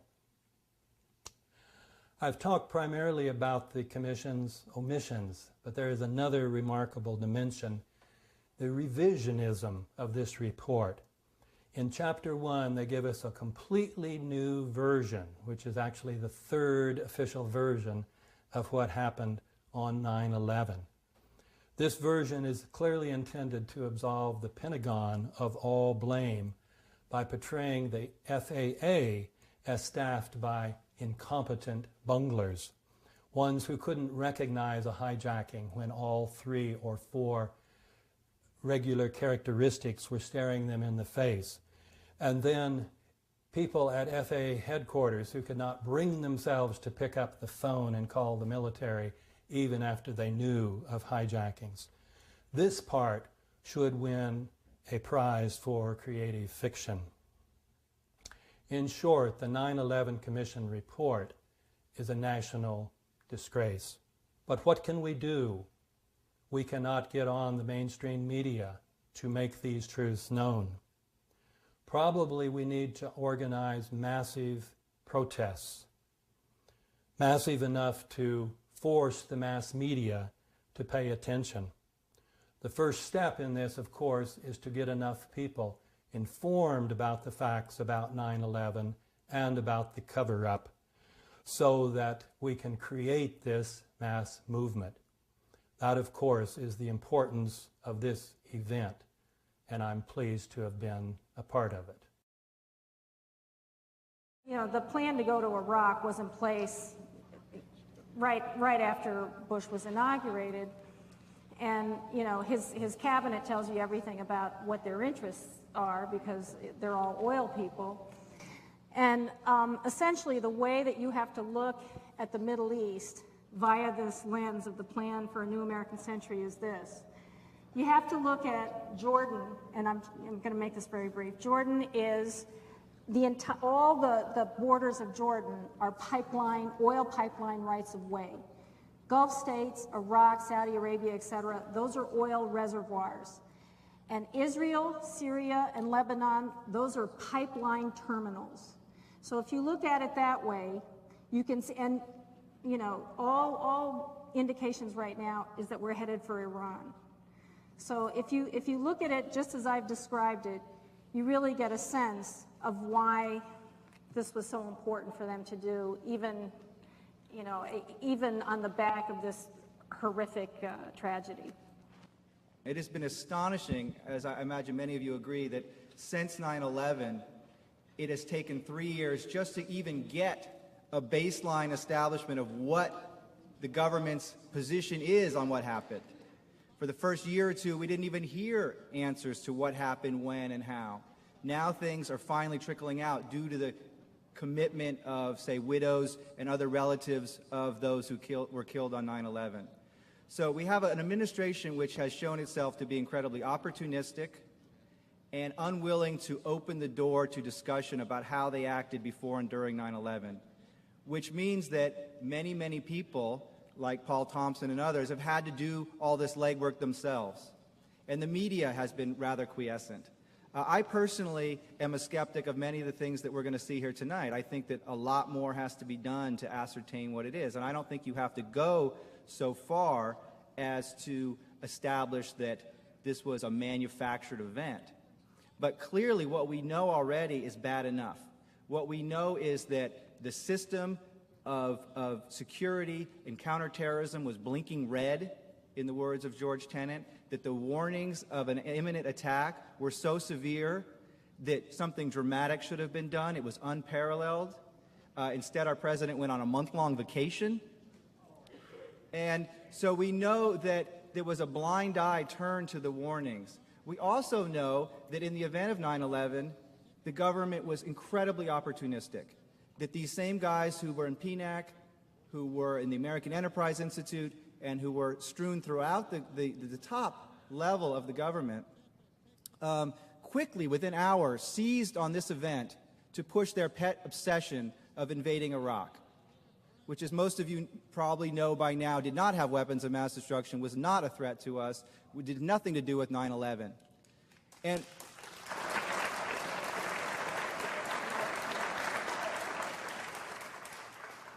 I'll just end by saying that 42% of Americans in a poll taken this week still believe that Iraq had something to do with 9/11. So that means that we have our work cut out for us to talk to that 42% and say, where is your head? What are you thinking? Can you read this? Can you look at this? Can you think about this again? Because I imagine that all of you are here and this conference is happening because of the internet. 20, 30 years ago, you could not have had this level of response to an event like this without the media taking part. You guys are all part of the media now, and you can all have enormous power by using that and talking to people. The other night, we had a similar meeting, and there was a discussion about the dire situation with oil. We're running out of supplies. I want to know if the people on this panel think that there's a solution, since we're so dependent on oil. One of the most patriotic things we can do is to lessen our dependence on Mideast oil and stop funding these people. It's a very direct line these dollars take to go to people who want to do us harm around the world. And a hybrid vehicle, it cost me $95 from LA to Pittsburgh. You can't buy a Greyhound ticket for $95 LA to Pittsburgh. It gets 60 miles per gallon. I have an electric car. I drive around LA that's charged by the sun. I've owned a windmill since 1985, putting out many homes worth of clean power. So these technologies exist. It's just another way of doing things. And guess what? There's jobs making hybrid cars and solar panels and electric cars and all those things too. And good jobs. And jobs of dignity. Now, Paul, can you wrap it up, bring us home, please, and tell a little bit, did the 9/11 Commission answer everything for you? At least a dozen countries tried to warn the United States. Israel, Egypt, Germany, France, Argentina, Morocco. The list is quite long. And there isn't a single mention of any of those warnings from foreign governments in the 9/11 Commission report, even though these were reported by the New York Times, Washington Post. So you can see that even in some of the most basic facts are not in the 9/11 Commission's report. So we cannot trust the report, in my opinion, really whatsoever. There have been a great number of omissions. In fact, more than we have time for. We're about to look up a few of the big ones. You may recognize the 9/11 Commission report. I'm going to read you perhaps its most astounding confession on page 172. The U.S. government has not been able to determine the origin of the money used for the 9/11 attacks. Ultimately, the question is of little practical significance. Isn't that interesting? Doesn't it matter who paid for 9/11? It also says the 9/11 Commission report, similarly, we have seen no evidence that any foreign government or foreign government official supplied any funding. And I think we've discovered rule 1 of the 9/11 Commission, don't follow the money. Dr. Bob Bowman.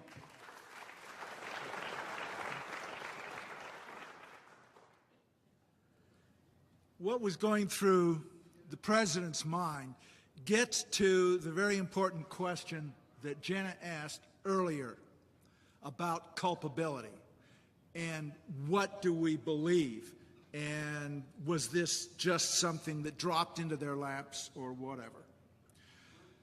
We have, in attempting to answer this, we have 3 different kinds of information. I'm not going to go into them. You've been exposed to a lot of them tonight and will be to more of them. A lot of these pieces of information taken together prove that the official story, the official conspiracy theory of 9/11 is a bunch of hogwash. It's impossible.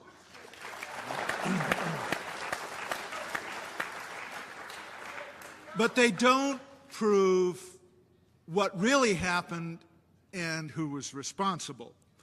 But there's a second group of facts having to do with the cover-up. And, you know, these are a whole bunch of things like the confiscation of the surveillance tapes of the impact on the Pentagon, the confiscation of the air traffic control voice tapes. It goes on and on and on. Taken together, these things prove that high levels of our government don't want us to know what happened and who is responsible.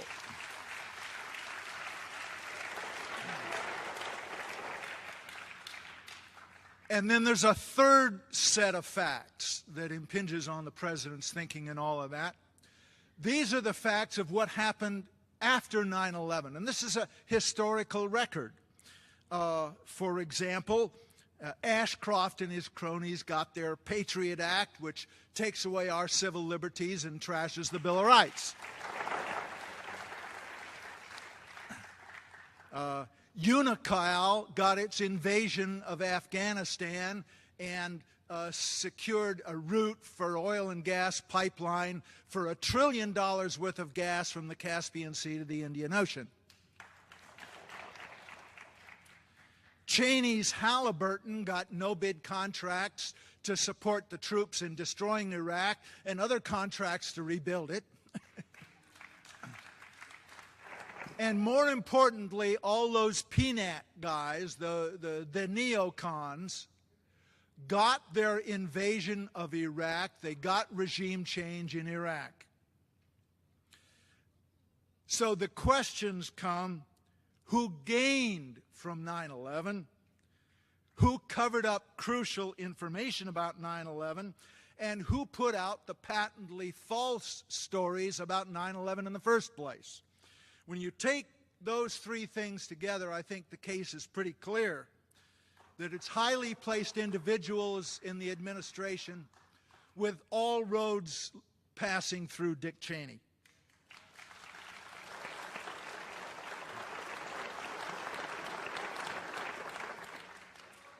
I think the very kindest thing that we can say about George W. Bush and all the people in the U.S. government that have been involved in this massive cover-up, the very kindest thing we can say is that they were aware of the impending attacks and let them happen.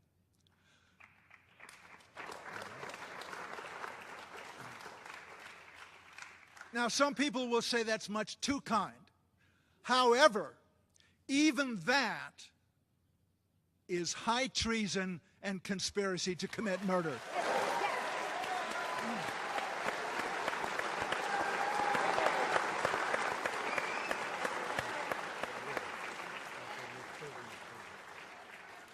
When we talk about the rest of this stuff, there's one thing I want us to keep in mind.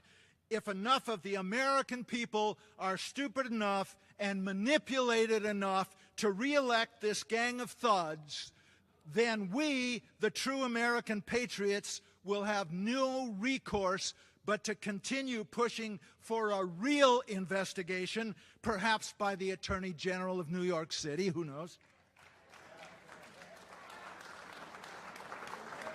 An investigation telling the truth and leading to the indictment of these people.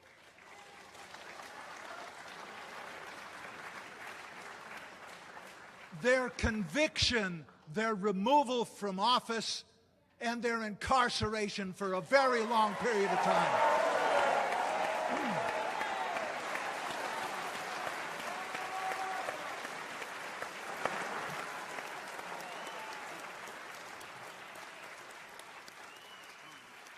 We're going to return to our panel to discuss these issues, whether or not 9/11 was unavoidable. Still, we wonder, after such a supported and supposed failure, shouldn't anyone be held accountable? First of all, I want to introduce John Prados. He's a journalist and an author. His work appears regularly in one of the nation's great old journals on military affairs, the Bulletin of the Atomic Scientist. Welcome, John. Carl Schwartz is a principal in global access and a former high-level consultant to the Republican Party. Arkansas Republicans once asked him to run for governor against Bill Clinton, and more recently, he's been researching the background reasons for the removal of the Taliban. Carl Schwartz. Welcome, Carl.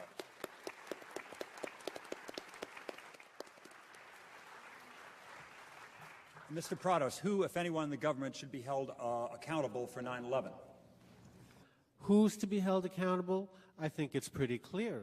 The President of the United States, George W. Bush, who failed to exert leadership at a key moment in the nation's history. The Vice President of the United States, Richard Cheney, who was in charge of a committee to deal with the terrorism issue and wouldn't meet with it before September 11th happened. Attorney General of the United States, John Ashcroft, who cut money out of the terrorism budget the day before September 11th.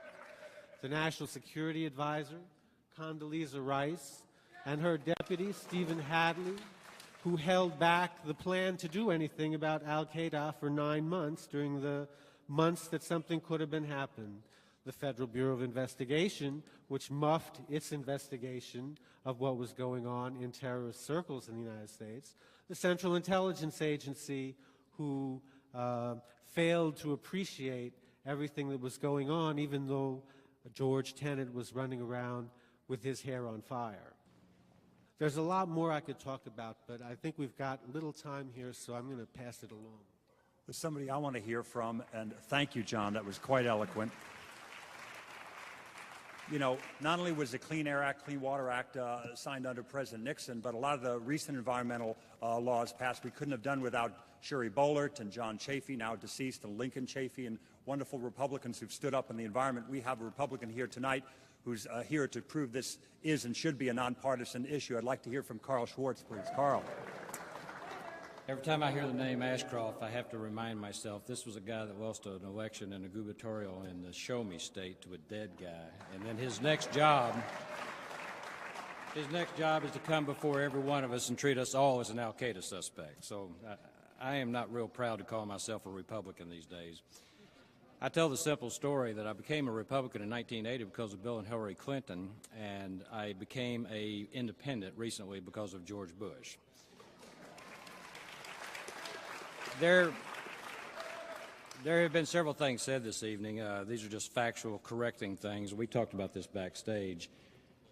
Because of the media and the timeline and how people put all this together, the doctor brought up Unocal a minute ago.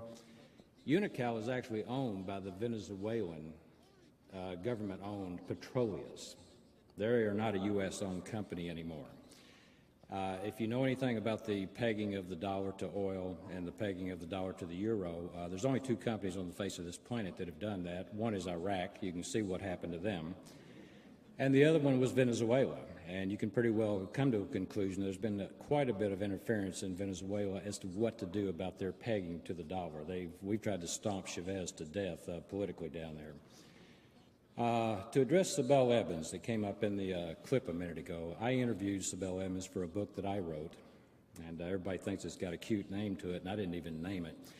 It's titled One-Way Ticket to Crawford, Texas. A conservative Republican speaks out. Where my story started in this actually started in 1999. I left Wall Street. I've been in this city many, many times. In fact, I've been in the World Trade Center many, many times. I used to office with Pre-Base Capital Markets at 100 Gold Street.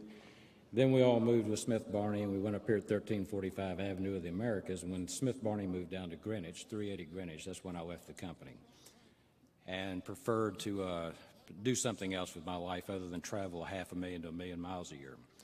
But one of the things that I did was I went with UUNet. I saw telecom and AP-centrics as something that was interesting, possibly profitable if you did it right. And I met a company in November of 1999 at a telecom conference. In the book, The Forbidden Truth, there's the Broussard book, Bin Laden, The Forbidden Truth. They disclosed that Brightest Corporation, excuse me, had actually signed a contract with Turkmenistan and with Pakistan to build the Trans-Afghanistan pipeline. Now, they were not able to ferret out the information I was, and I did this face-to-face. Excuse me, I am having problems with my voice. What we found is that the Brightest also had a contract with the Taliban and with General Rashid Dostum. The last remaining obstacle after our government and after our influence peddlers had put enough pressure on Turkmenistan to upend that government's agreements with Brightest. They also upended Pakistan. There's a good possibility when Bhutto was overturned, we may have been behind it. We have a lot of companies over there, including 4 that have electrical generation power plants in Pakistan right now, and they've had them since the mid-1990s. They wanted and need cheap natural gas to make those projects feasible. Now, some of you may have heard about the Enron Dabhol fiasco in Dabhol, India. That is not a feasible project because of the cost of the natural gas is too high. They proceeded anyway. We lost $1 billion in U.S. Government guarantees. But the thing that stuck out to me the most is we found that this is a bipartisan problem. It's on both sides of the aisle, and that's why I finally decided to stand up and tell everything I knew. We actually know that there are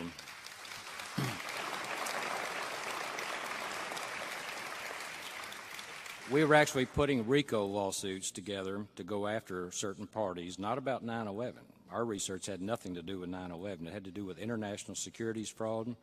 It had to do with telecom fraud. Because of an interview that I heard on the radio one time, that led me to Sibel Edmonds. I'm not under a gag order.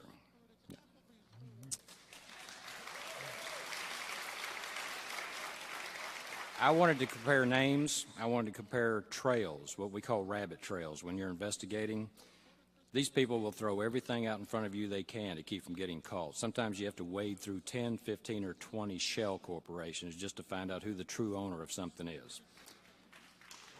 And what we found was the same thing she found. And she confirmed it in a conversation with me just about the time they were putting the lid on her. She found drug trafficking, money laundering, she found foreign names, and she found American names in the financing of 9/11. Now, what she found had nothing to do with counterterrorism. I even quote in my book, sometimes it pays, Dick, did you check your 6? Did you check at 3, 9, and 12 to see if they were sitting right across the table or standing right next to you? What they found inside the FBI actually came from ongoing drug investigations dating back to 1998. And I heard the other day, just a minute ago, Mr. Thompson brought up Argentina.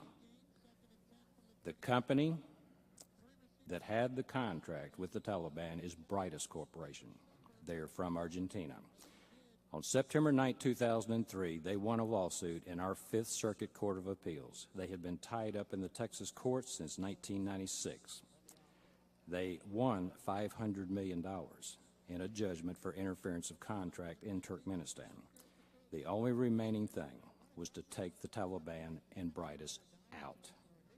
And then we control it all. We control the Caspian Basin oil. We have the pipeline to get it to the sea.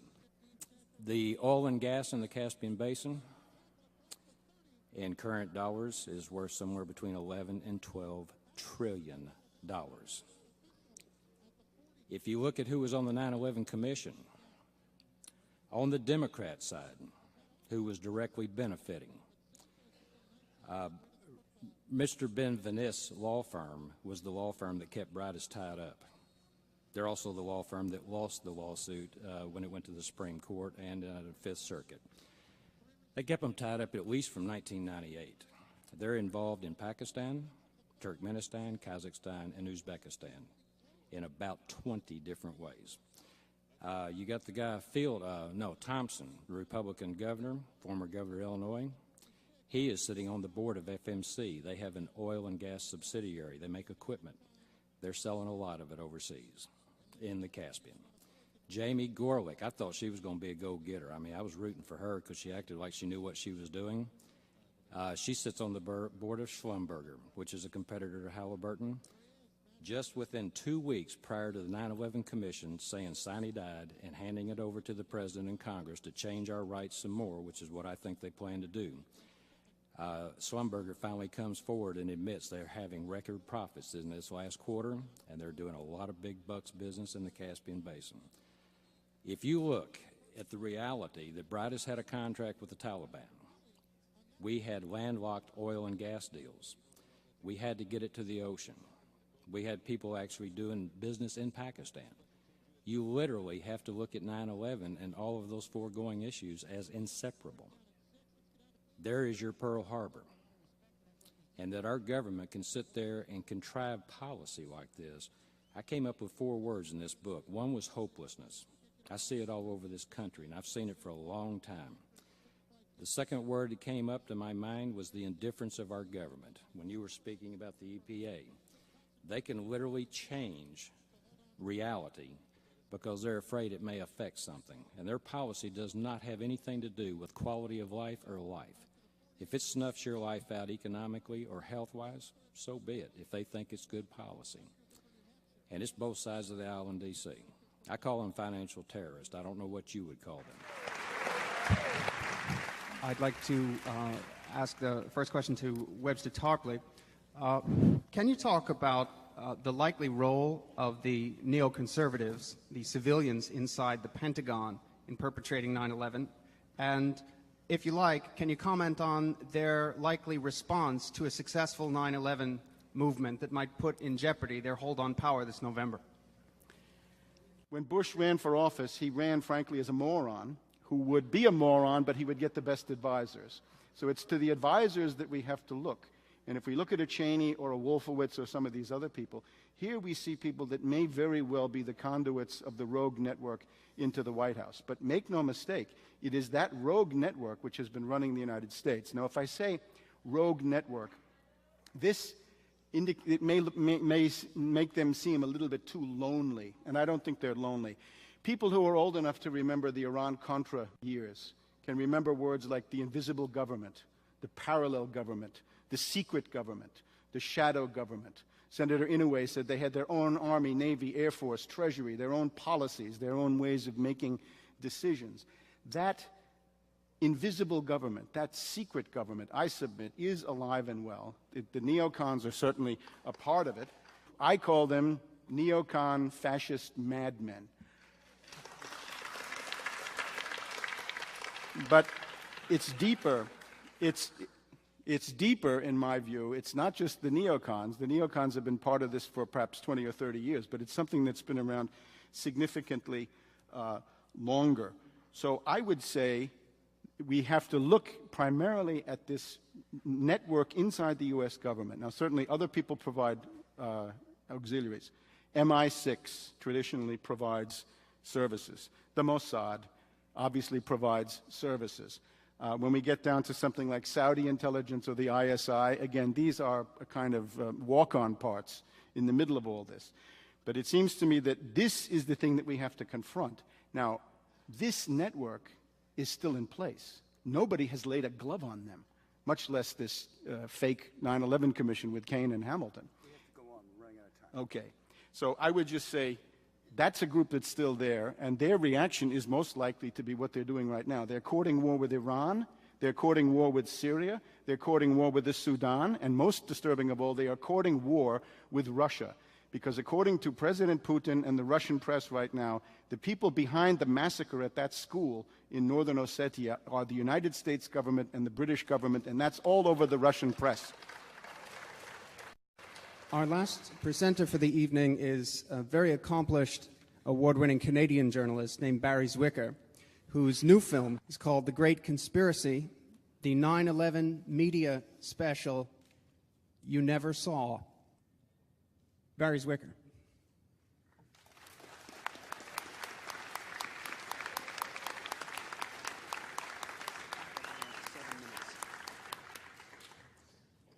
Those who ignore history are condemned to repeat it, wrote Santayana.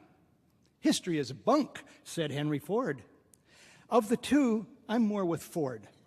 The problem with Santayana's thoughtful quote is that it assumes history is accessible enough to be ignored. The allure of Ford's seemingly anti-intellectual outburst is that it reminds us that history can be complete fiction. But I haven't been able to find anyone to quote on what seems to me to be the most significant point of all about history, namely that much, perhaps most significant history is hidden. I.F. Stone wrote a book called The Hidden History of the Korean War. Daniel Burston wrote Hidden History, Exploring Our Secret Past. And I thank Jamie Hecht for that. He found that title on the internet today. Thank you, Jamie. Howard Zinn wrote essentially an alternative history a lot of you know about, A People's History of the United States. And more recently, Michael Parenti wrote History as Mystery. But, yes, unfortunately, Michael Parenti, my friend, is very, very poor on 9/11. For some reason, like Noam Chomsky, he just can't seem to get his head around this. It's a mystery to me.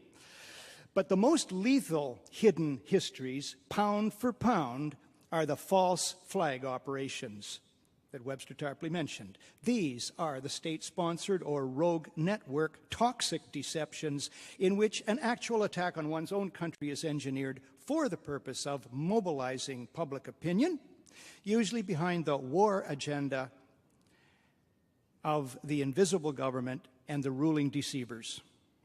Now, these deceptions tend to be turning points of history, leading to terrible loss of life and even downward spirals for whole countries.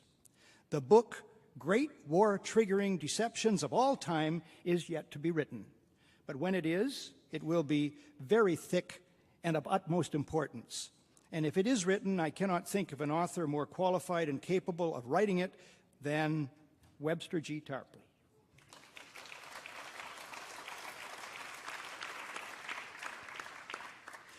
One more quote by an American cultural critic, Larry Ray.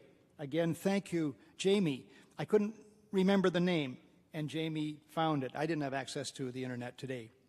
Jamie Ray wrote, "Anniversaries are reservoirs of sacred power."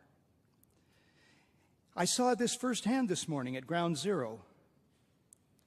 But there is something more sacred than any commemorative occasion, and that is the search for truths about turning point events, specifically tonight, about the events of 9/11. You're owed at least two relevant examples of previous deceptions, and that's all there's time for. First, Pearl Harbor, the original outrage. Robert B. Stinnett's book, Day of Deceit, is, in my opinion, by far the most comprehensive work on the subject. A former U.S. naval officer, Stinnett invested 17 years in research, and he liberated 100,000 previously classified documents. To brutally summarize Day of Deceit, it proves, to my satisfaction at least, that for a year before Pearl Harbor, FDR had a plan, specifically an 8-point plan, to provoke the Japanese into attacking U.S. forces or facilities. He repeatedly emphasized that it must be the case that the Japanese fire the first shot. And what a shot it was.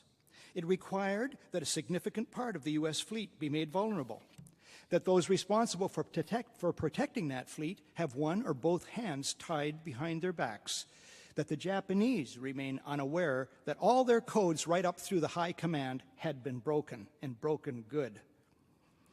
The day before Pearl Harbor, according to the Gallup poll, just 16% of the U.S. public supported this country entering World War II. The day after Pearl Harbor, 1 million men volunteered to fight in that war. That stingingly effective deception, at least, was in service of adding another powerful ally to the struggle to defeat Nazi Germany. And I, for one, retroactively endorse that. But such an ethically warranted fraud, if I may use that phrase, is virtually a lone exception to the rule in this sordid category. Typical, on the other hand, was the supposed attack by North Vietnamese torpedo boats in early August 1964 on 2 U.S. destroyers in the Gulf of Tonkin. And I believe this has been referred to earlier in the evening. That's a problem when you come last. The supposed attack on the U.S. destroyers Maddox and Turner Joy was a sham. Navy Commander James Stockdale, later who was Ross Perot's vice presidential candidate, was flying cover in the Tonkin Gulf that night. Our destroyers were firing at phantom targets, he wrote later.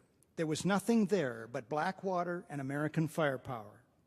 Lyndon Johnson, nevertheless, went on TV to deceive the American people and the Congress.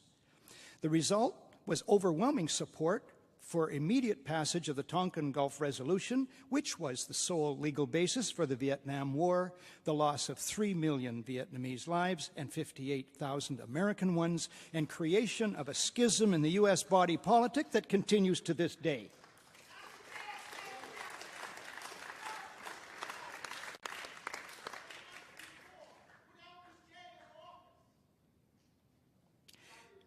Emblematic, and the media have been mentioned here without praise earlier this evening, and after 33 years as a media critic, I can't find any fault with that. Emblematic of media malfeasance and supine service of illegitimate power then and now, the New York Times, after LBJ's speech, editorialized that, quote, "The president went to the American people last night with the somber facts," unquote. The most somber fact is that if we, the people, cannot force today's top hidden history into the open, a cascade of calamitous events is very likely to ensue. And my main prayer is that I am wrong. Thank you. You've been so patient. We've been talking up here a lot, showing a lot of information. We invite you now. We have roamers out there with microphones to get your questions for the panel. So you can put some tough questions, some questions of any sort that you like. We have people out there with microphones, and we're going to get people to ask a question. Where exactly are Rice and Powell in this whole dance? I only heard one person say something about Condoleezza Rice, but also Colin Powell, so those two. Powell did not want to go along with the program. And he was basically pressured to sell the war to sell the war on Iraq. He was in the White House at the time when post 9/11 they were trying to ride that terror wave into Iraq. There were a number of offices, and I'm sure many of you have heard of them. Within the administration, there was the White House Information Group with Condoleezza Rice and company, who were they were the messengers, and the messages were being formulated for them to send out at the same time to sell the war, and the images of the mushroom clouds. And then there was the Office of Special Plans for cherry-picking intelligence and putting it together in a way, again, that would sell disinformation to the American public. And part of the Office of Special Plans was also to put pressure on high-level people in the CIA, the NSA, and even Colin Powell not to go along with the program. But unfortunately, he buckled. And he's trying to get Bob Woodward to sort of write his mea culpa in a sense, but he was a big man in a tight spot, and he did not, I think, acquit himself very, very well. He didn't stand up and call a halt to the madness. Rice took over as National Security Advisor with a different agenda. She's a Europeanist. She's an expert on the Soviet Union. Cold War. Cold War, that's right. She was, and in a certain sense, I think is still mired in the Cold War. She came into the White House. She put down the issue of terrorism. The counterterrorism planning group, the crisis unit, which the Clinton administration had formed, she downgraded it. Richard Clark, she demoted. The plan that he advised, she put on the file cabinet. That plan took then 9 months to get to the president's desk the day before September the 11th. We have just seen that the events of 9/11 were enormous, multifaceted, multi-step. My belief is that an operation of that enormity was probably in the works for many, many years. The fact that it happened on 9/11/2001 puts the Bush administration only 9 months into it. Prior to it, as we know, for 8 years, there was Mr. Clinton in the White House. What is, to the panel's mind, was Mr. Clinton's and his administration role in the events of 9/11? I would say that towards the end of the 1990s, you have the emergence of an oligarchical consensus that the entire U.S. ruling class, ruling elite, comes to see terrorism as the preferred means, indeed the only means, to provide social cohesion, to provide an enemy image for the society to keep it together. According to neocon theory from Carl Schmitt, you have to have an enemy image in order to have a society. They were concerned, of course, about world domination and geopolitics, the continuing Russian nuclear deterrent, the economic dynamism of China, which is rapidly overtaking the rest of the world, the demographic dynamism of the Islamic world. They were also concerned about the collapse of the monetary system, the fact that many countries are on the verge of dumping the dollar as a means of payment for oil, but also for many other things, for trade, and going to the euro or some other solution. And towards the end of that period, it seems to me that you have this oligarchical agreement that terror is the way to go. It's a very dangerous thing, because now it means that the entire social order, the political parties, intellectual life, politics in general, all based on a monstrous myth. Now, concerning these presidents, I think it's very naive to think that whatever puppet happens to be sitting in the White House is somebody who actually has power. One of the things I try to do in my book, I try to give you a thumbnail sketch of the mental wrecks, the impaired people, let's say, severely impaired people who have been in the Oval Office. Generally, it took at least one nervous breakdown to qualify as president. Now, Clinton is simply a plausible face for this apparatus that's sitting there, and I think it's a mistake either with Clinton or with Bush. Although I think now with Bush in the more recent phase, it's more serious.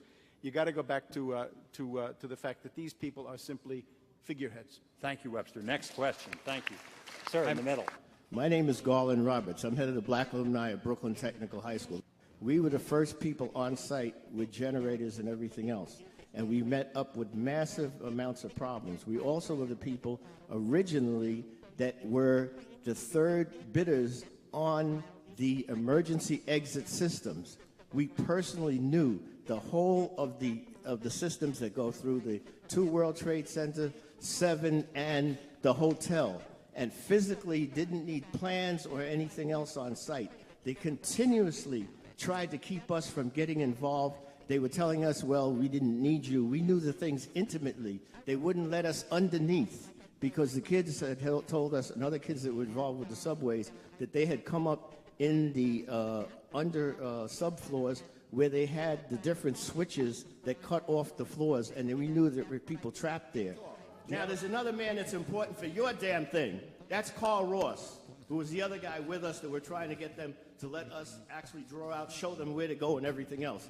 Carl was important because when the first plane hit, he was late for work as an architect, and he was opening that door downstairs that comes from the, when you come from Jersey with the New Jersey path. When the plane hit, and physically saw the rubble coming down, but the thing and he ran, but the thing that he questioned was he did not see JP4. And, you know, I don't know if you know, it's like a kerosene smell. He didn't get any of that down into that lower section that would have been part of the main structure. And nobody's addressed that at all. How do you get these other things into somebody to investigate? I'm not the goddamn media. I tried. I went to congressmen. I went to senators. I was with McCain. I joined the Republican Party to fight the goddamn right wing. We have to ask, how did the lower parts of those buildings fail when they were cold steel and they had 100% of their structural integrity? And yet they fell. The North Tower fell faster than the speed of gravity. That simply is not possible.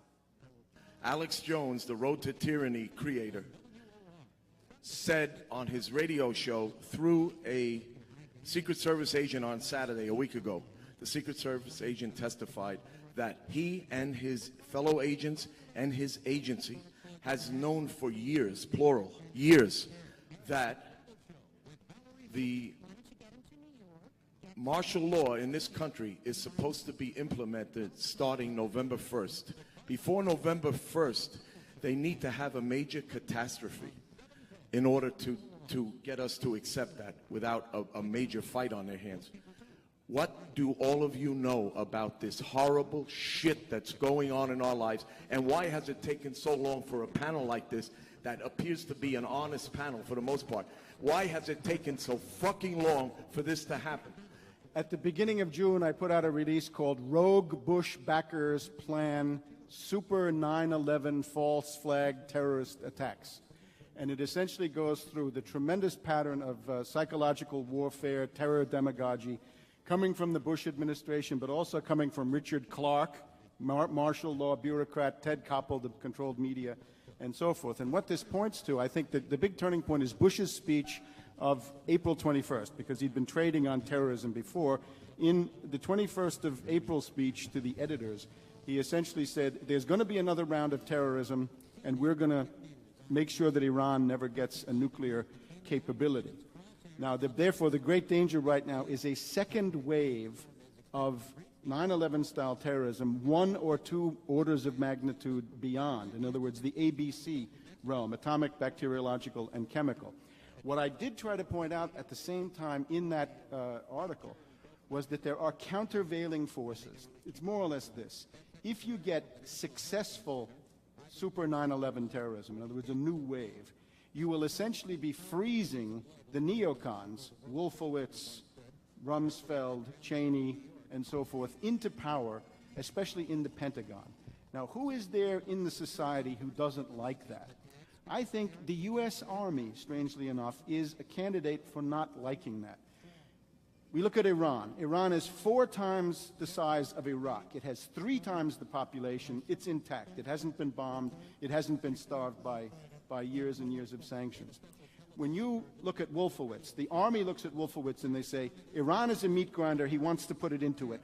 Are we going to allow Wolfowitz to have a coup and set up a neocon fascist dictatorship in the United States? I think the answer is there are some who don't want it, and that's the so-called Israeli mole scandal in the Pentagon is a desperate attempt to try to freeze, to stop that network from starting a war with Iran. Webster, thank you very much, and thank you all for coming. Thank you for your passion and what you all saw and reported. We really appreciate it. Stick around and talk amongst yourselves. Thank you for watching this video. Among all that you've seen, there is one silver bullet. There were no Muslims, no Arabs, no hijackers involved in these crimes. Only White House, New York City, New York State, and the mayor's office of New York City lied to the people of New York and the visitors to New York that the air was safe to breathe. If you worked, lived, or visited the World Trade Center area after 9/11, I urge you to seek legal counsel to press criminal charges and file civil suits against the government officials who lied to you and may have seriously injured your health. Thank you.